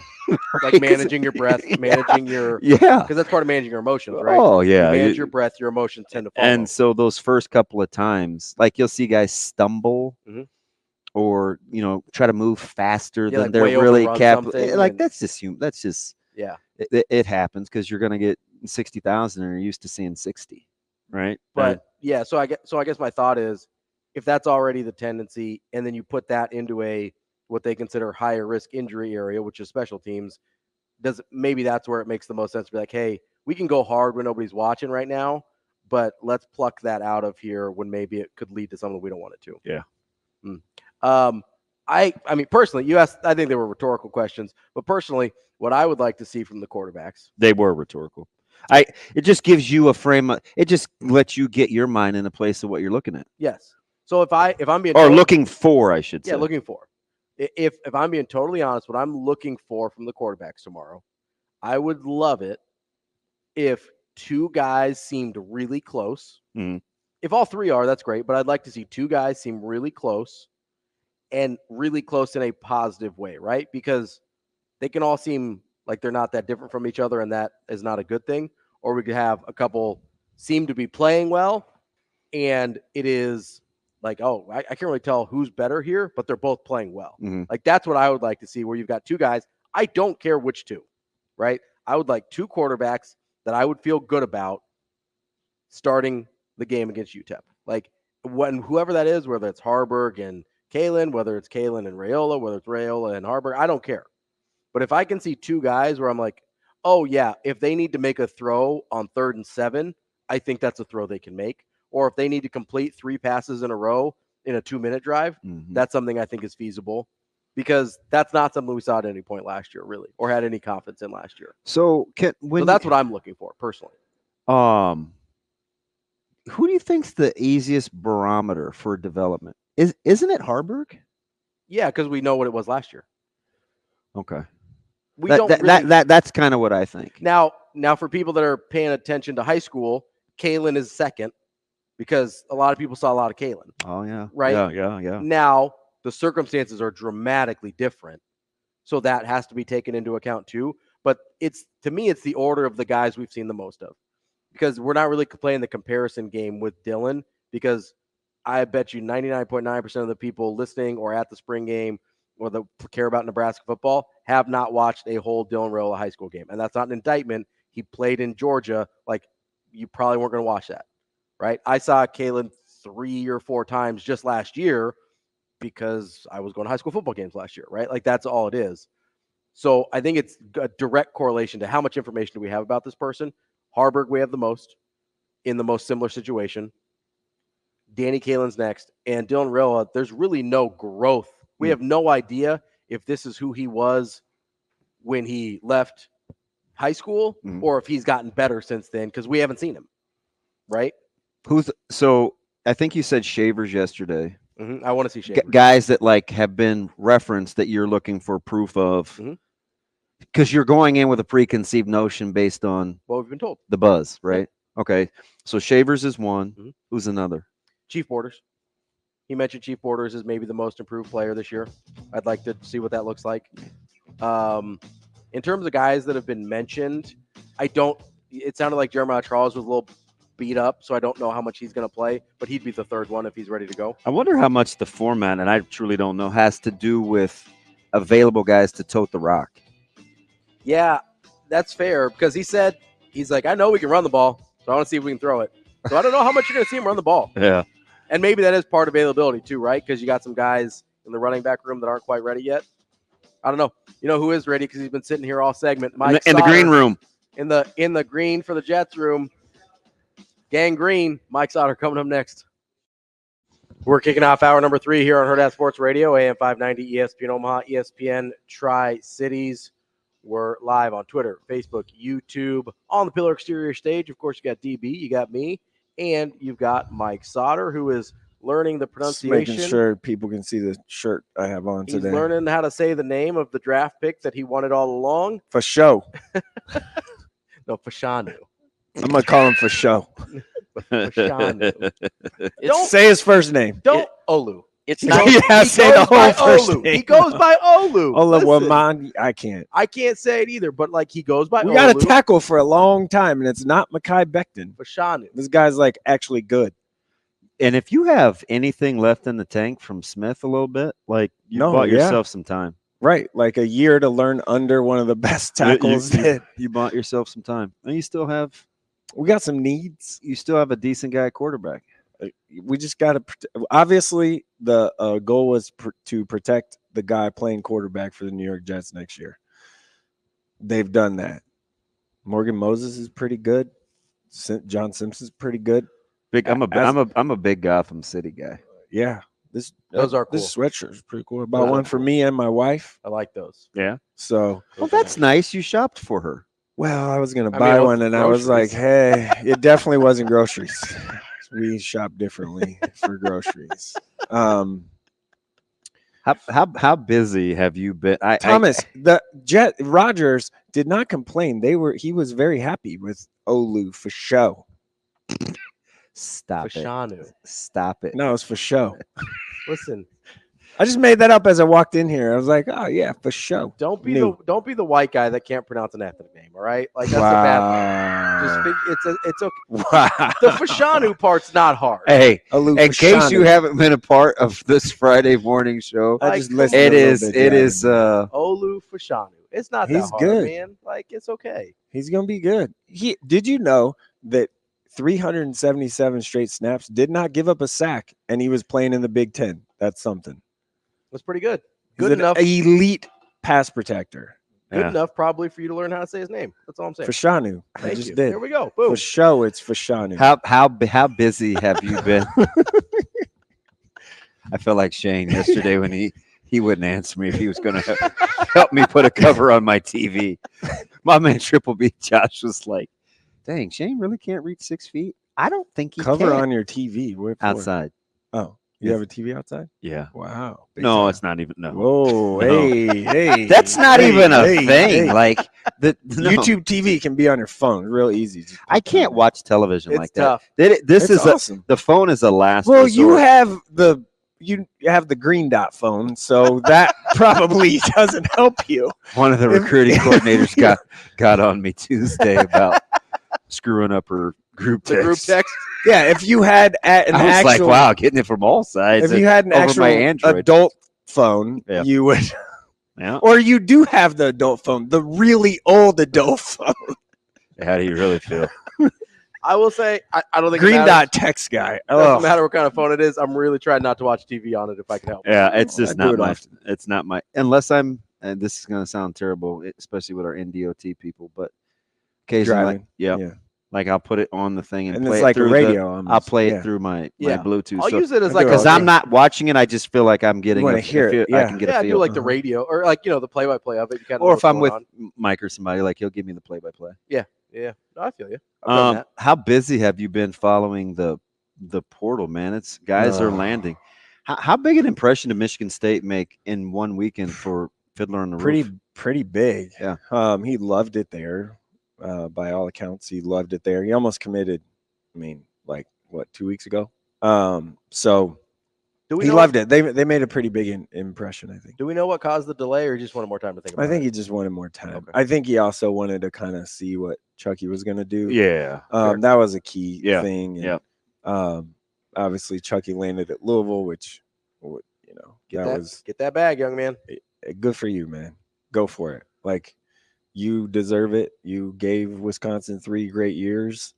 And if it's a business decision at that I point, will man, say, like, it just is. I appreciate it. I'm not a great guard guy. If anybody pays attention, I'm not a huge fan. I don't know that he's terribly good at what he does.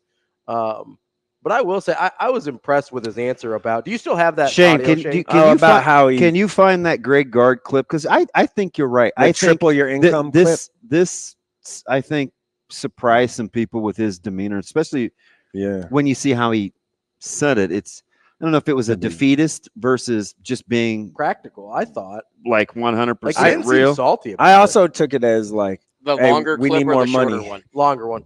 we need more money, guys. That's what I was. So Sure. that's how I took And it. that's Yeah. fair. That's how Our I took NIL, we got work to do. it. Like, hey, this is the second year in a row this has come up. Okay. Yeah. With this, Same guy. Shane, go yeah. ahead and play that. I've seen this landscape coming. This isn't a surprise to anybody, and anybody that I'm not mad at anybody because, or specifically Chucky and AJ. If anybody in their right mind told any of you guys or gals that you could go triple your income by taking a different job, you'd do it in a heartbeat, no questions asked. And so, for a variety of reasons, did we all not want to see them go? Yeah, of course. Love those 2 kids. They were great for us, but I understand the landscape we're in. I would tell my kid probably to do the same thing if I was in that position, because the earning power window is really small. And when they have those type of opportunities in front of them, that's hard to say no to. And so I don't begrudge them at all for that. I don't either. Like, That the earning window thing is something that like really struck me, because it's something I've talked about before, and especially in college, there's guys that are really, really good college players that can make a ton of money in college that are not going to make that money in the NBA or the NFL or whatever, right? Mhm. Like Chucky is maybe he gets a chance somewhere. He's not going to be one of those guaranteed first-round money guys in the NBA draft. I feel pretty good saying about that. I'm not trying to disparage him at all. That's just the reality of his skill set versus what they draft in the first round. So I appreciate, and again, not a huge great guard guy. I appreciate him just being like, yeah, I would tell my kid to go do the same thing. Now, I also heard the beginning there. He is asking for more money. Yeah. He wants this to not be a problem again. Mm. But in the moment, it's not like somebody's writing an extra however many zeros on a check to keep Chucky in the moment. I like that he can look at it and say, when a guy goes into a portal, not to bring everything back to Dion or anything, but be able to say when a guy goes into a portal and say, hey, this is probably the best decision for his life moving forward. Because, like, okay, let's say the number is real. I don't know if the 750 from Louisville is real or whatever the real number is. Doesn't really matter, right? But let's say that's a real number. That's a number you can really set yourself up well for a long time. Like, that's not a 1 year number if you're Chucky. That's like, hey, I can set myself up to be really successful in life with a number like that. Yeah, I just got a call Tuesday from a guy in the regional locally that I used to coach that said, he had the question. He said, hey, do you have a guy that I can talk to? I just don't want this NIL money to be sitting here. Right. I'm looking to acquire some generational wealth. Right. And in my head, I'm like, gosh, you're 20 and I don't know if it's generational wealth, but I love the way that you're thinking because it's more money than you've ever had at any point in your parents life. have ever made. I'm just like, and certainly and way when more I than tell he needs right now. Right. Super kid too, right? One that we've talked about for a long time that's finally starting to see the fruits of his labor. So I'm just like, I think the more coaches are willing to embrace that, I don't know if it's going to be like the great offset, #Quavo. But at least if coaches act like that it's important to them, I think players can feel that. And sometimes they're willing to cut you some slack. Like if people know Nebraska's, listen, they're trying to get that NIL kitty to 15 mil or whatever the number is. Right. And the players know that. I think they would be willing to be patient if they know that coach or coaches or coach or whomever is like, you know what? Working on it. This guy's working on it for me. It at least matters to him. And while I'm waiting, it is pretty good over here, man. So, and I don't think it's necessarily one of those, hey, it has to be the exact match, right? Like if I think basketball is much worse than football in that case. Yeah. Right now, especially so I think basketball is I think it's way worse, especially in the portal, right? I don't know that on the front end of things it's as bad, but it seems like when guys are in for 2 or 3 years and are ready to get their bag, when they realize like, hey, yeah, maybe I'm not an NBA guy and that at that level, they're like, yeah, I'm gonna go get paid now. And which I like. I don't begrudge them. Like this is for some of these guys, it's the best income and opportunities they'll ever have. And the cool thing is you'll see some guys still make the decision and it's based on basketball, right? Like I think for Frankie, like he does want to play meaningful games in March. For Neil, he wants to be developed. He wants to be a better shooter. Listen, I know I'm coming out of ASU and it's like I'm good around the rim. I'm a good finisher. Good defender. But who did Creighton just hire as their assistant coach? Right. Too? I shoot less than 30% from three. Like I want to. I need to get better at that. I can get better at that, and I can win some games in the big. Like so, sometimes because he's not getting rich. No, coming to Creighton, he wants to get better in a program. Playing a long game where he's like, hey, I'm 6'6", I'm a long athlete. If I can get my shooting percentage, these people are looking at, oh my gosh, 29% from three. Like, but Trey shot 28% from three. He has a freshman. I know. You know what I mean? Right. Yeah. And the guy that helped him, Trey Ziegler, is back. Maybe, I mean, that's probably a factor in Neil coming to Creighton, I would think. Yeah. And he maybe is playing the long game with money where he goes, okay, if I can get at my frame, at my athleticism, if I could get to 36%, 37%, then he's got a chance. And he's going to get some better looks. And Creighton gets a guy that can get back downhill again. Yeah. And maybe he's a pretty good defender too. Yeah. And maybe a little bit of a bridge or even a mentor to Larry Johnson, a guy that has a similar skill set. Yeah, Freak Elite. Yeah. Just wait a lot. I know you're obsessed with him. I love it. Freak Elite. I love how in you are on Larry Johnson. You know, I hope he works out because if he doesn't, but there's some guys where making the business decision makes the most sense, and I don't begrudge him for Mhm. that. And there's some guys like Neil where making a basketball decision is the best business decision also, right? And then there's guys like Frankie, like Chucky's played in big games, right? Yeah. Chucky's played Frankie's in, a little bit of both Yeah. in this situation. sure. Yeah, it's not like Frankie's not getting His a little bit of money. the stage is like pretty cool too, which is Yeah. different than Chucky. Chucky's Yeah. He's there. been on he's big been stages. he's been on that big stage and from a college basketball I standpoint. think for Frankie, and I don't know him, I'm not going to pretend like I do, but for Frankie, it seems like, especially coming from where he came from, his recruitment going how it went, I think validation of himself as a basketball player is the most important thing for him. And that's cool too. Mm-hmm. Like, I don't have a problem with any of these decisions as long as guys know what they're getting into, right? My biggest fear for Frankie was going to, let's say, going to Creighton and being compared to Baylor Shireman because they're not. Mhm. They're They're different not guys. And the funny thing is like Max said, I don't know about. I mean, I'm pretty sure Frankie knew that, right? Right. I think they had Yeah. that I think he conversation. just Like you didn't kinda- have to be Baylor. He also has never They're just like, different players. he's never like been away from home, like Yeah. And that can like- be good for you. yeah, Yeah, go just- experience something different and See something else. it'll be interesting to how his game translates to that higher level and go take a shot, go get paid. You have one shot to do it, go do it. Like Eminem. yeah. How much did UCLA and Kyle the third surprise you? It came out of nowhere, right? Well, late last week It came late. yeah, late last week I started hearing about it and I was like, whoa, what?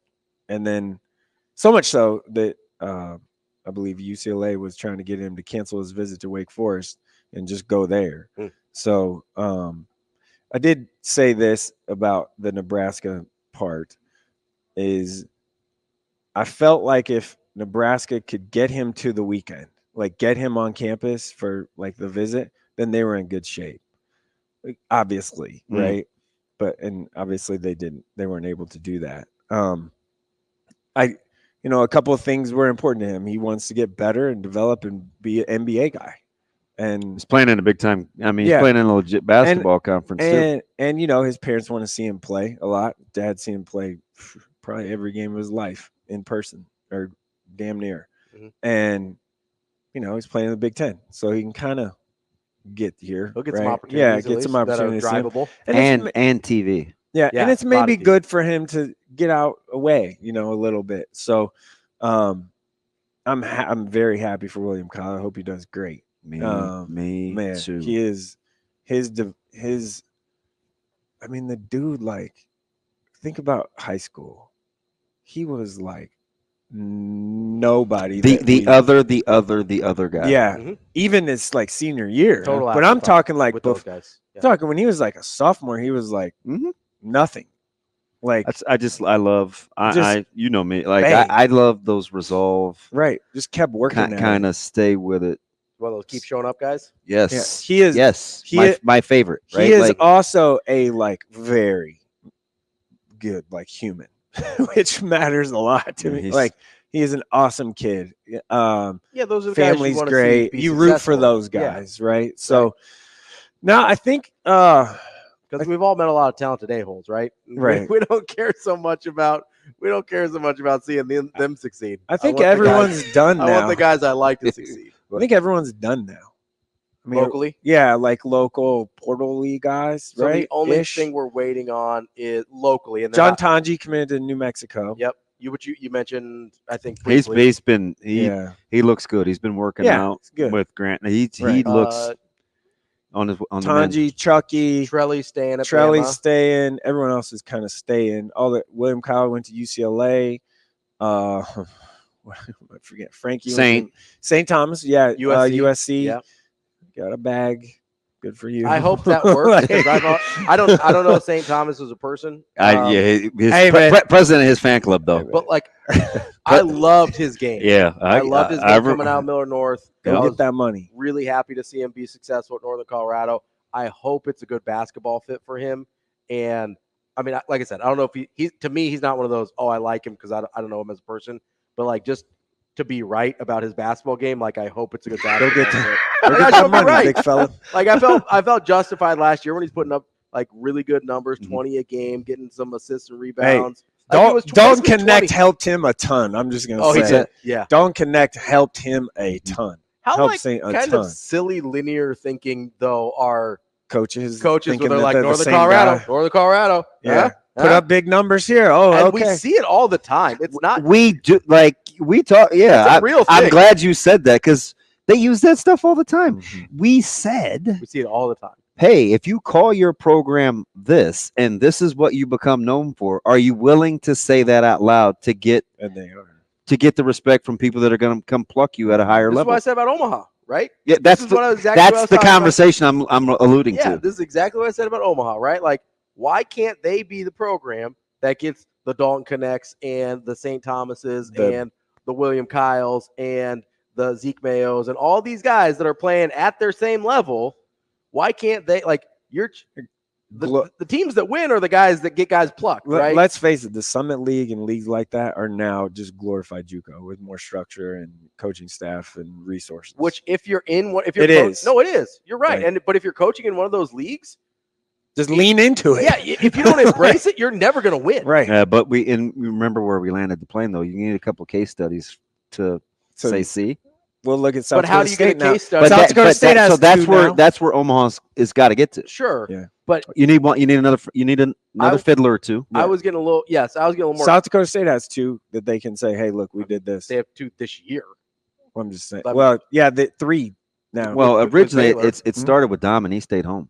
Yeah, he did, and he had opportunities to go wherever he wanted. Yeah. Speaking of Mike Dom, can I give you a name here? Yeah. This is totally off topic.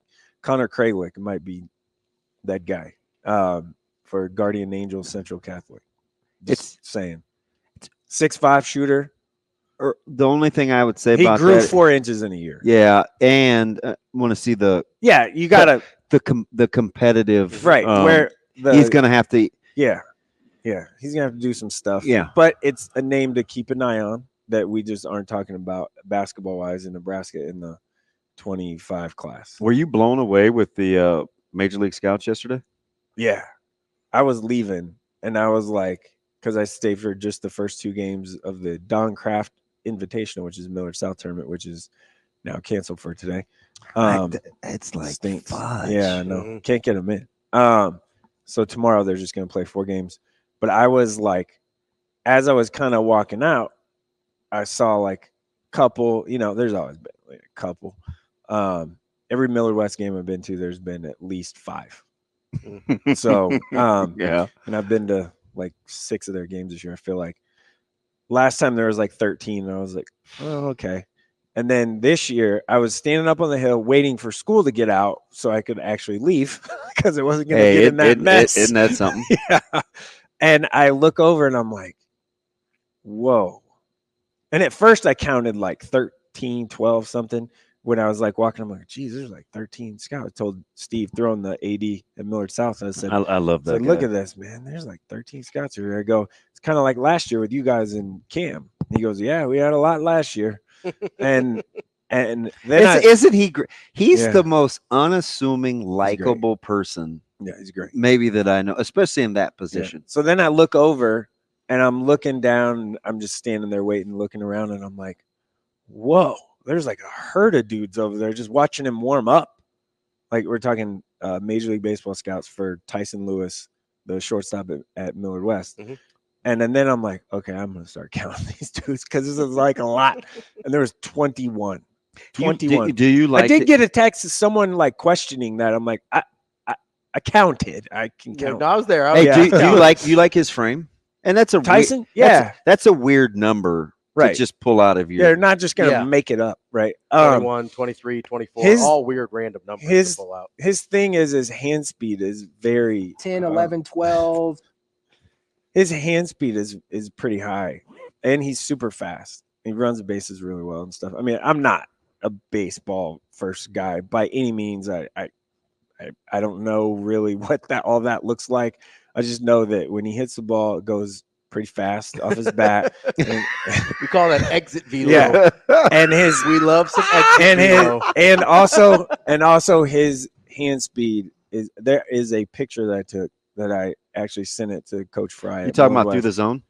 Yes. Yeah. Where the bat is trying to catch up to his hands. Yeah. Really curved. Like the bat just, and I'm like, whoa, He's got that's that some good whip on it. That's some quick. He's got good hands. Yeah, that's some quickness there with his hands. So Also takes like super good wrist strength to get your hands through the zone that fast and not let the bat cast out in front of you. Because that's a problem a lot of guys have where they can't end up catching up with better and better stuff because their hands actually aren't that quick or strong. Yeah, and the barrel gets out ahead of their hands. And by all accounts, Tyson is a great kid, like super mature and everything. Every time interaction I've had, he's been awesome. So everybody's nice to you. not the kid that yelled at me driving by when I was mowing my yard yesterday afternoon. Everybody. So you got your mowing before the rain? yes, I had to. My yard looks right now. I got pictures. I need to get after mine, but there's been too much rain when I was free. I haven't done it yet. I had to do it yesterday. Guy? No, not at all. I just haven't hired somebody yet this year. Okay, severe. What is? I just haven't hired somebody yet this year, so I got to go do one myself. Hey, what time are you leaving tomorrow for Lincoln? Me? Are you going? I'm not going to Lincoln. You're going to do baseball? Yeah, I'm not. I was not one of the people that was asked to be there for us. How about that? Oh, we can all be part of the left out club. Boo-hoo. But I will have a. We should have a. I will have a list of the. We can talk about who's going to be there, and I can stay. I got time. Okay. So let's talk about visitors. All right. Yeah. It's an interesting weekend. Yeah. Mike Sautter will stick around, talk about visitors for spring game. SDB, I'm Ravi, Lulla. Sautter hanging out with us here on Hurrdat Sports Radio. We're back here on Hurrdat Sports Radio, AM 590, ESPN Omaha, ESPN Tri-Cities, KFOR, and Lincoln. We're live on Twitter, Facebook, YouTube, and we got to remind you about Brickosaurs. It's the Brick Live exhibit at Lordson Gardens now through May 12th. You can go and see over 30 iconic dinosaur sculptures made from more than 1.5 million bricks, all surrounded by the same types of plants they would have been around while they were alive. It makes the whole experience super cool. Make sure you get to lawrencegardens.org before this exhibit goes extinct. That's lawrencegardens.org. You taking the girls? I don't know.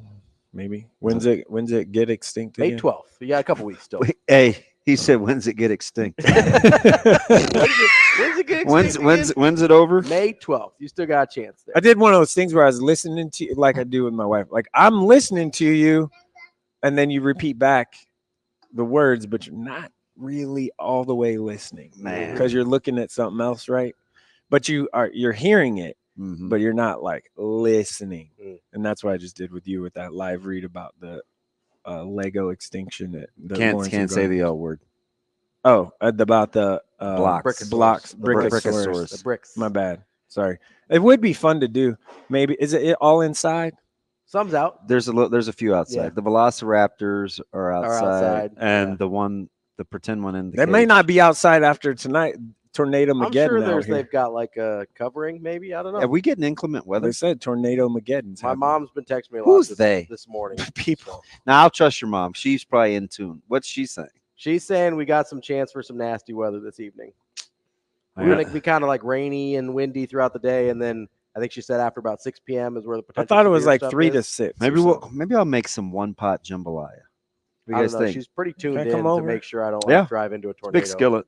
You got one knucklehead over there that'll pick out the shrimp. So I hate making it because you don't want to waste it. Shrimp is the best part. Shrimp? Caleb. What's wrong with you? Don't even get me started. Really? Oh. Shrimp's the best part of that. Who you telling? And I put it on the smoker at the last minute. How do you not like shrimp? So it takes on a little smoke. That's disappointing. I have a palate of a 12-year-old, but I love me some shrimp. I might have to take him out of my Super 6 for that. Who's visiting this week? And it's a lot of people. It's a huge. How about how recruiting? And I hate to say Ravi's going to probably be right, but remember when we were picking the calendar dates for the signing period?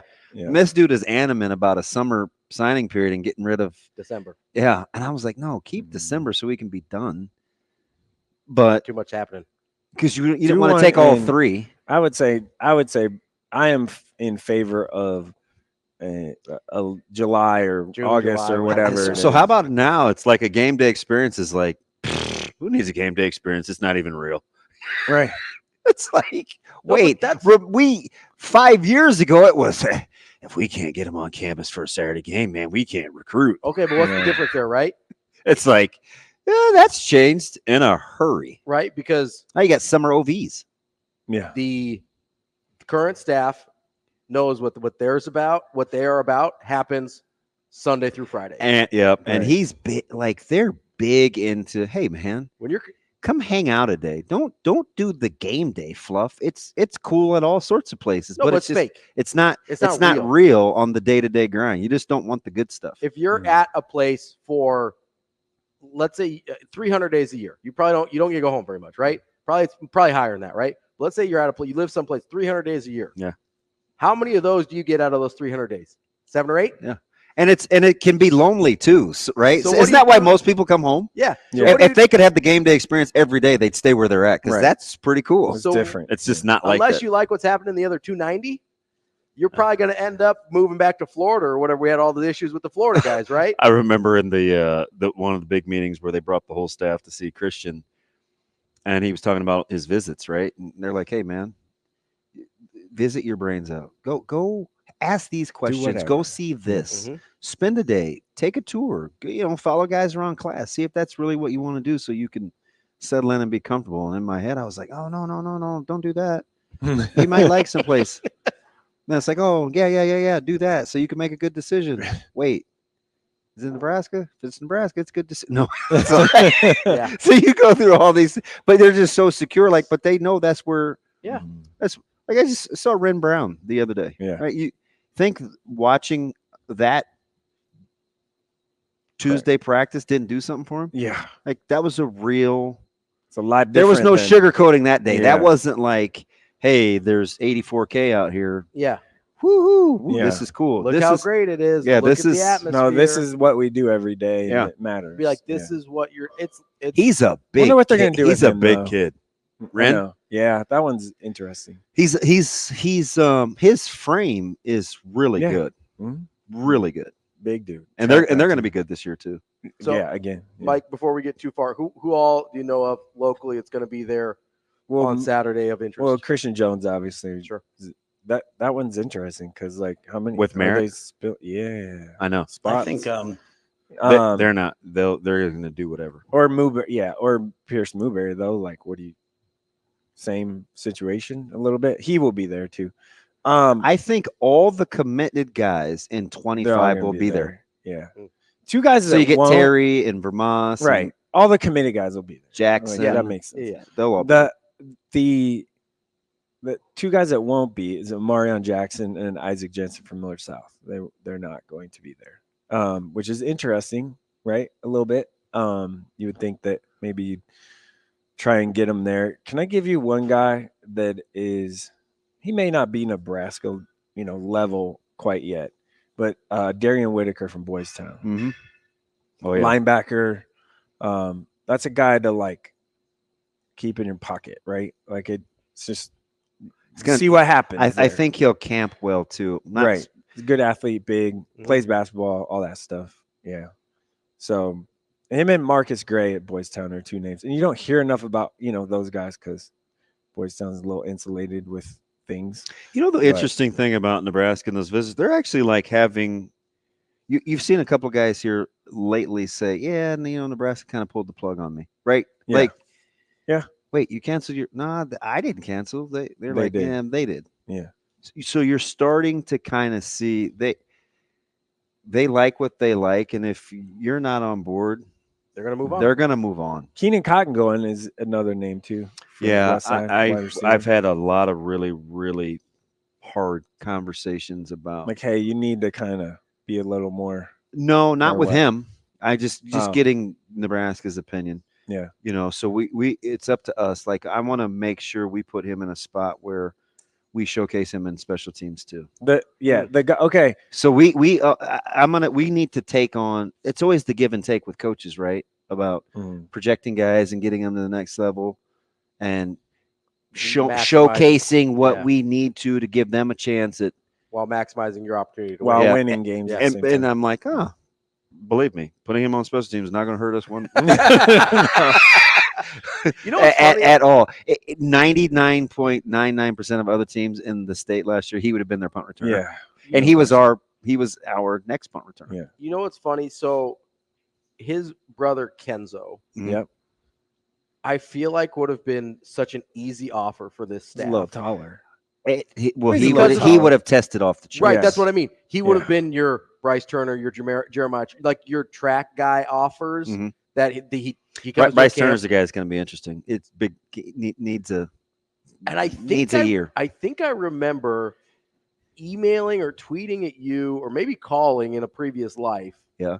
And being like, hey, if Nebraska can't get ready-made guys that are this level of athleticism, Yeah, I do why remember. not go get a guy that level of athleticism and try and turn him into a guy, which seems to be the entire Rhule philosophy. Right.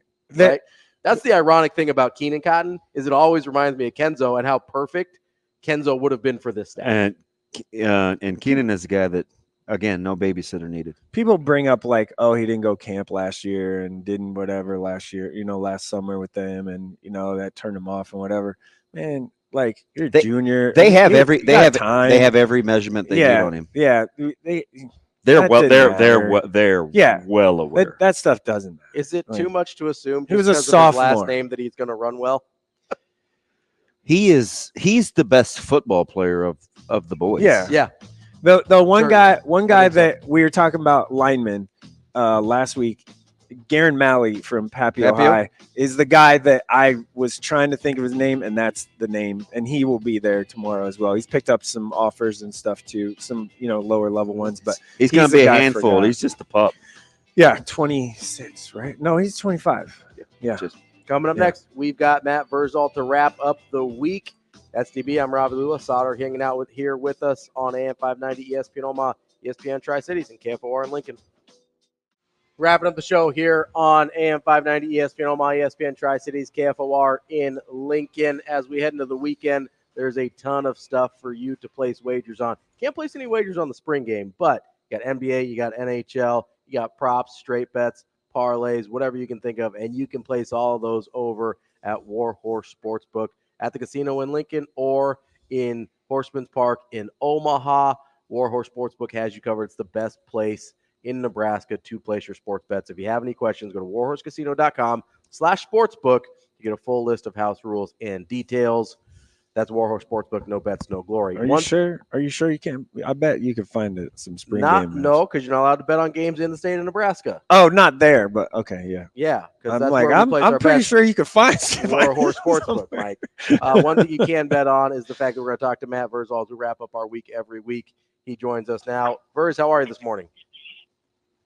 Good, boys. How are you? Are we all Caleb Williams up today? We're all in our fields. How are you feeling about? Well, you're Caleb the Williams Chicago this morning? fan. What do we care? No, I just mean, are you emotional? Like I get chastised. Like, why are you so mean on the radio? And then Hey, I'm going to say this. I'm going to move on. You can do with this what you will. Today is not the day. Oh, I heard Schaefer got after you. What happened? Today is not the day. For You were in sure. the mood for that business? No. For sure new. No. You come see me yesterday. That was very rude of you. Oh, wow. You said you were going to go. No, that's not what I I'm said. going to see my good friend Damon. I have a question. And nothing. I have a question. You backed out. Yeah. No. Oh. Careful. What? I said, go ahead. What does? I'm talking to Sautter. What does lame mean? What does lame mean? Like, what kind of answer was that? That means just lame. You didn't come over. Like it's sickly. No. Poor excuse. Busy? Question mark. Lame. Oh. Right? What is that? That was. Listen, hey man. I'm Okay. Lay out right You're now. saying my text to you? Yes. All right, let's go through the text history here. Fudge. I'm going to sit back and Ooh, listen. just say it. It'll feel so good. Don't. Hey, say do it. you know we're Don't big in say it. you know we're big in Lincoln, Damon? Who's we? Me and you. Why? So Gordo, Alex Gordon has an uncle. Uh huh. His nephew plays with Cash. Okay. Okay, you busy? Question mark. Nah. No response. You coming over? No response. Lame. All right. Oh wow. That's very self-explanatory. But Listen, anyway, hey, he said he enjoys listening to the show. time out. Time out, head Okay. Mulati. Listen for a second, okay? Ooh. Oh. Read this, please. Hey, Busy, ? Lame. Is there anything in between? There is not. Okay. We may Maybe have it's that. Maybe it's because you guys why got don't those. you have? Why you got me blocked, dude? Hey, what are we expecting to see tomorrow? Because I know me, and I'm not playing to my strengths right now. What are you hoping to see tomorrow? See, at least I know. I'm well aware. The end of for me, the end of the day. I got to work. So, what are you doing with the dining room? Putting the spring Tomorrow? game on. We'd be open. You're starting to remind me of Caleb with your 3-word answers. Can you just say what the thought is? What do you mean you're working tomorrow, today? Can you give me some context? I'm working all the time. Number one.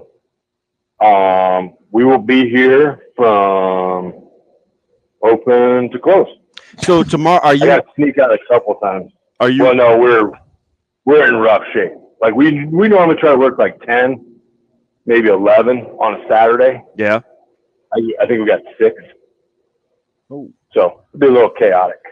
So, well, the cool thing is when you have 32 TVs, you can put 30 of them on the spring game and kind of eyeball it a little bit. Are you ever going to put one back there in the kitchen, or is that just a distraction? You know, I think the boys they enjoy their phone. So like Con will have ESPN Plus up. Twitty's more of a music guy, so he just likes to jam out. Chase just nuts, so we just tolerate Chase. Oh, he is crazy. Yeah, they don't need. I mean, we don't really have enough room, and I think if I put a small TV back there, it wouldn't be worth it. We get plenty of phone time in the designated phone time area. So we're good on watching. So you got a chance to. They love you now, so it's like, hey, come on down and watch us. I'm gonna bring a couple of my ex-O-line buddies. What do you like mixing these guys up for tomorrow? Can I still get a good gauge on what we're seeing? Yeah, you're not. I mean, you're going to want to watch it and end result of play. It gets a little tougher if there's a variance in like skill. So what you're watching is the same thing that we had mentioned last year, because I went back and listened to last year. It's foot speed, it's hand placement, and it's just aggressive. Like the spring game is a great time to showcase your talents, but that may necessarily not result in points, okay? Because you're relying on a receiver that may run the wrong route, a young quarterback that might throw it, not quite so well, and all those kind of things can happen. But if you get in there, you move your feet, you bust your ass, and you're putting guys on the ground, that's portable, as you like to say. If I get those things accomplished, then I can do that in the game. I can repeat that. I can make that very simple. And so that's more what you want to watch for in this game. Hey, let me ask you something, and not perfect answer like you should be able to play both, but I'm looking at like Latovsky or Mazuka or some of these guys that are battling for interior spots. Does something, if you're not comfortable on both sides with your hand in the dirt, does something make you a left guard versus a right guard? Yeah, they do. Some kids just have a natural, a better push off of that drive foot. So the majority of the time, like if you're left guard, we really want to focus on like how good of an action does your left foot have? Can it dig the dirt? Can you propel yourself, backwards to pull a pass set? Can you drive forward on a drive block? Those kind of things. You can tell too. Some right-handers have great left feet. They just do.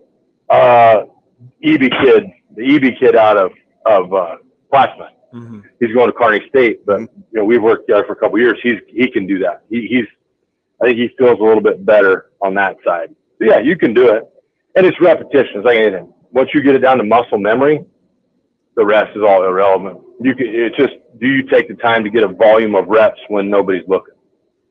Like, are you getting extra work? And if you don't feel you accomplish that, or are you just trying to survive till the end of practice?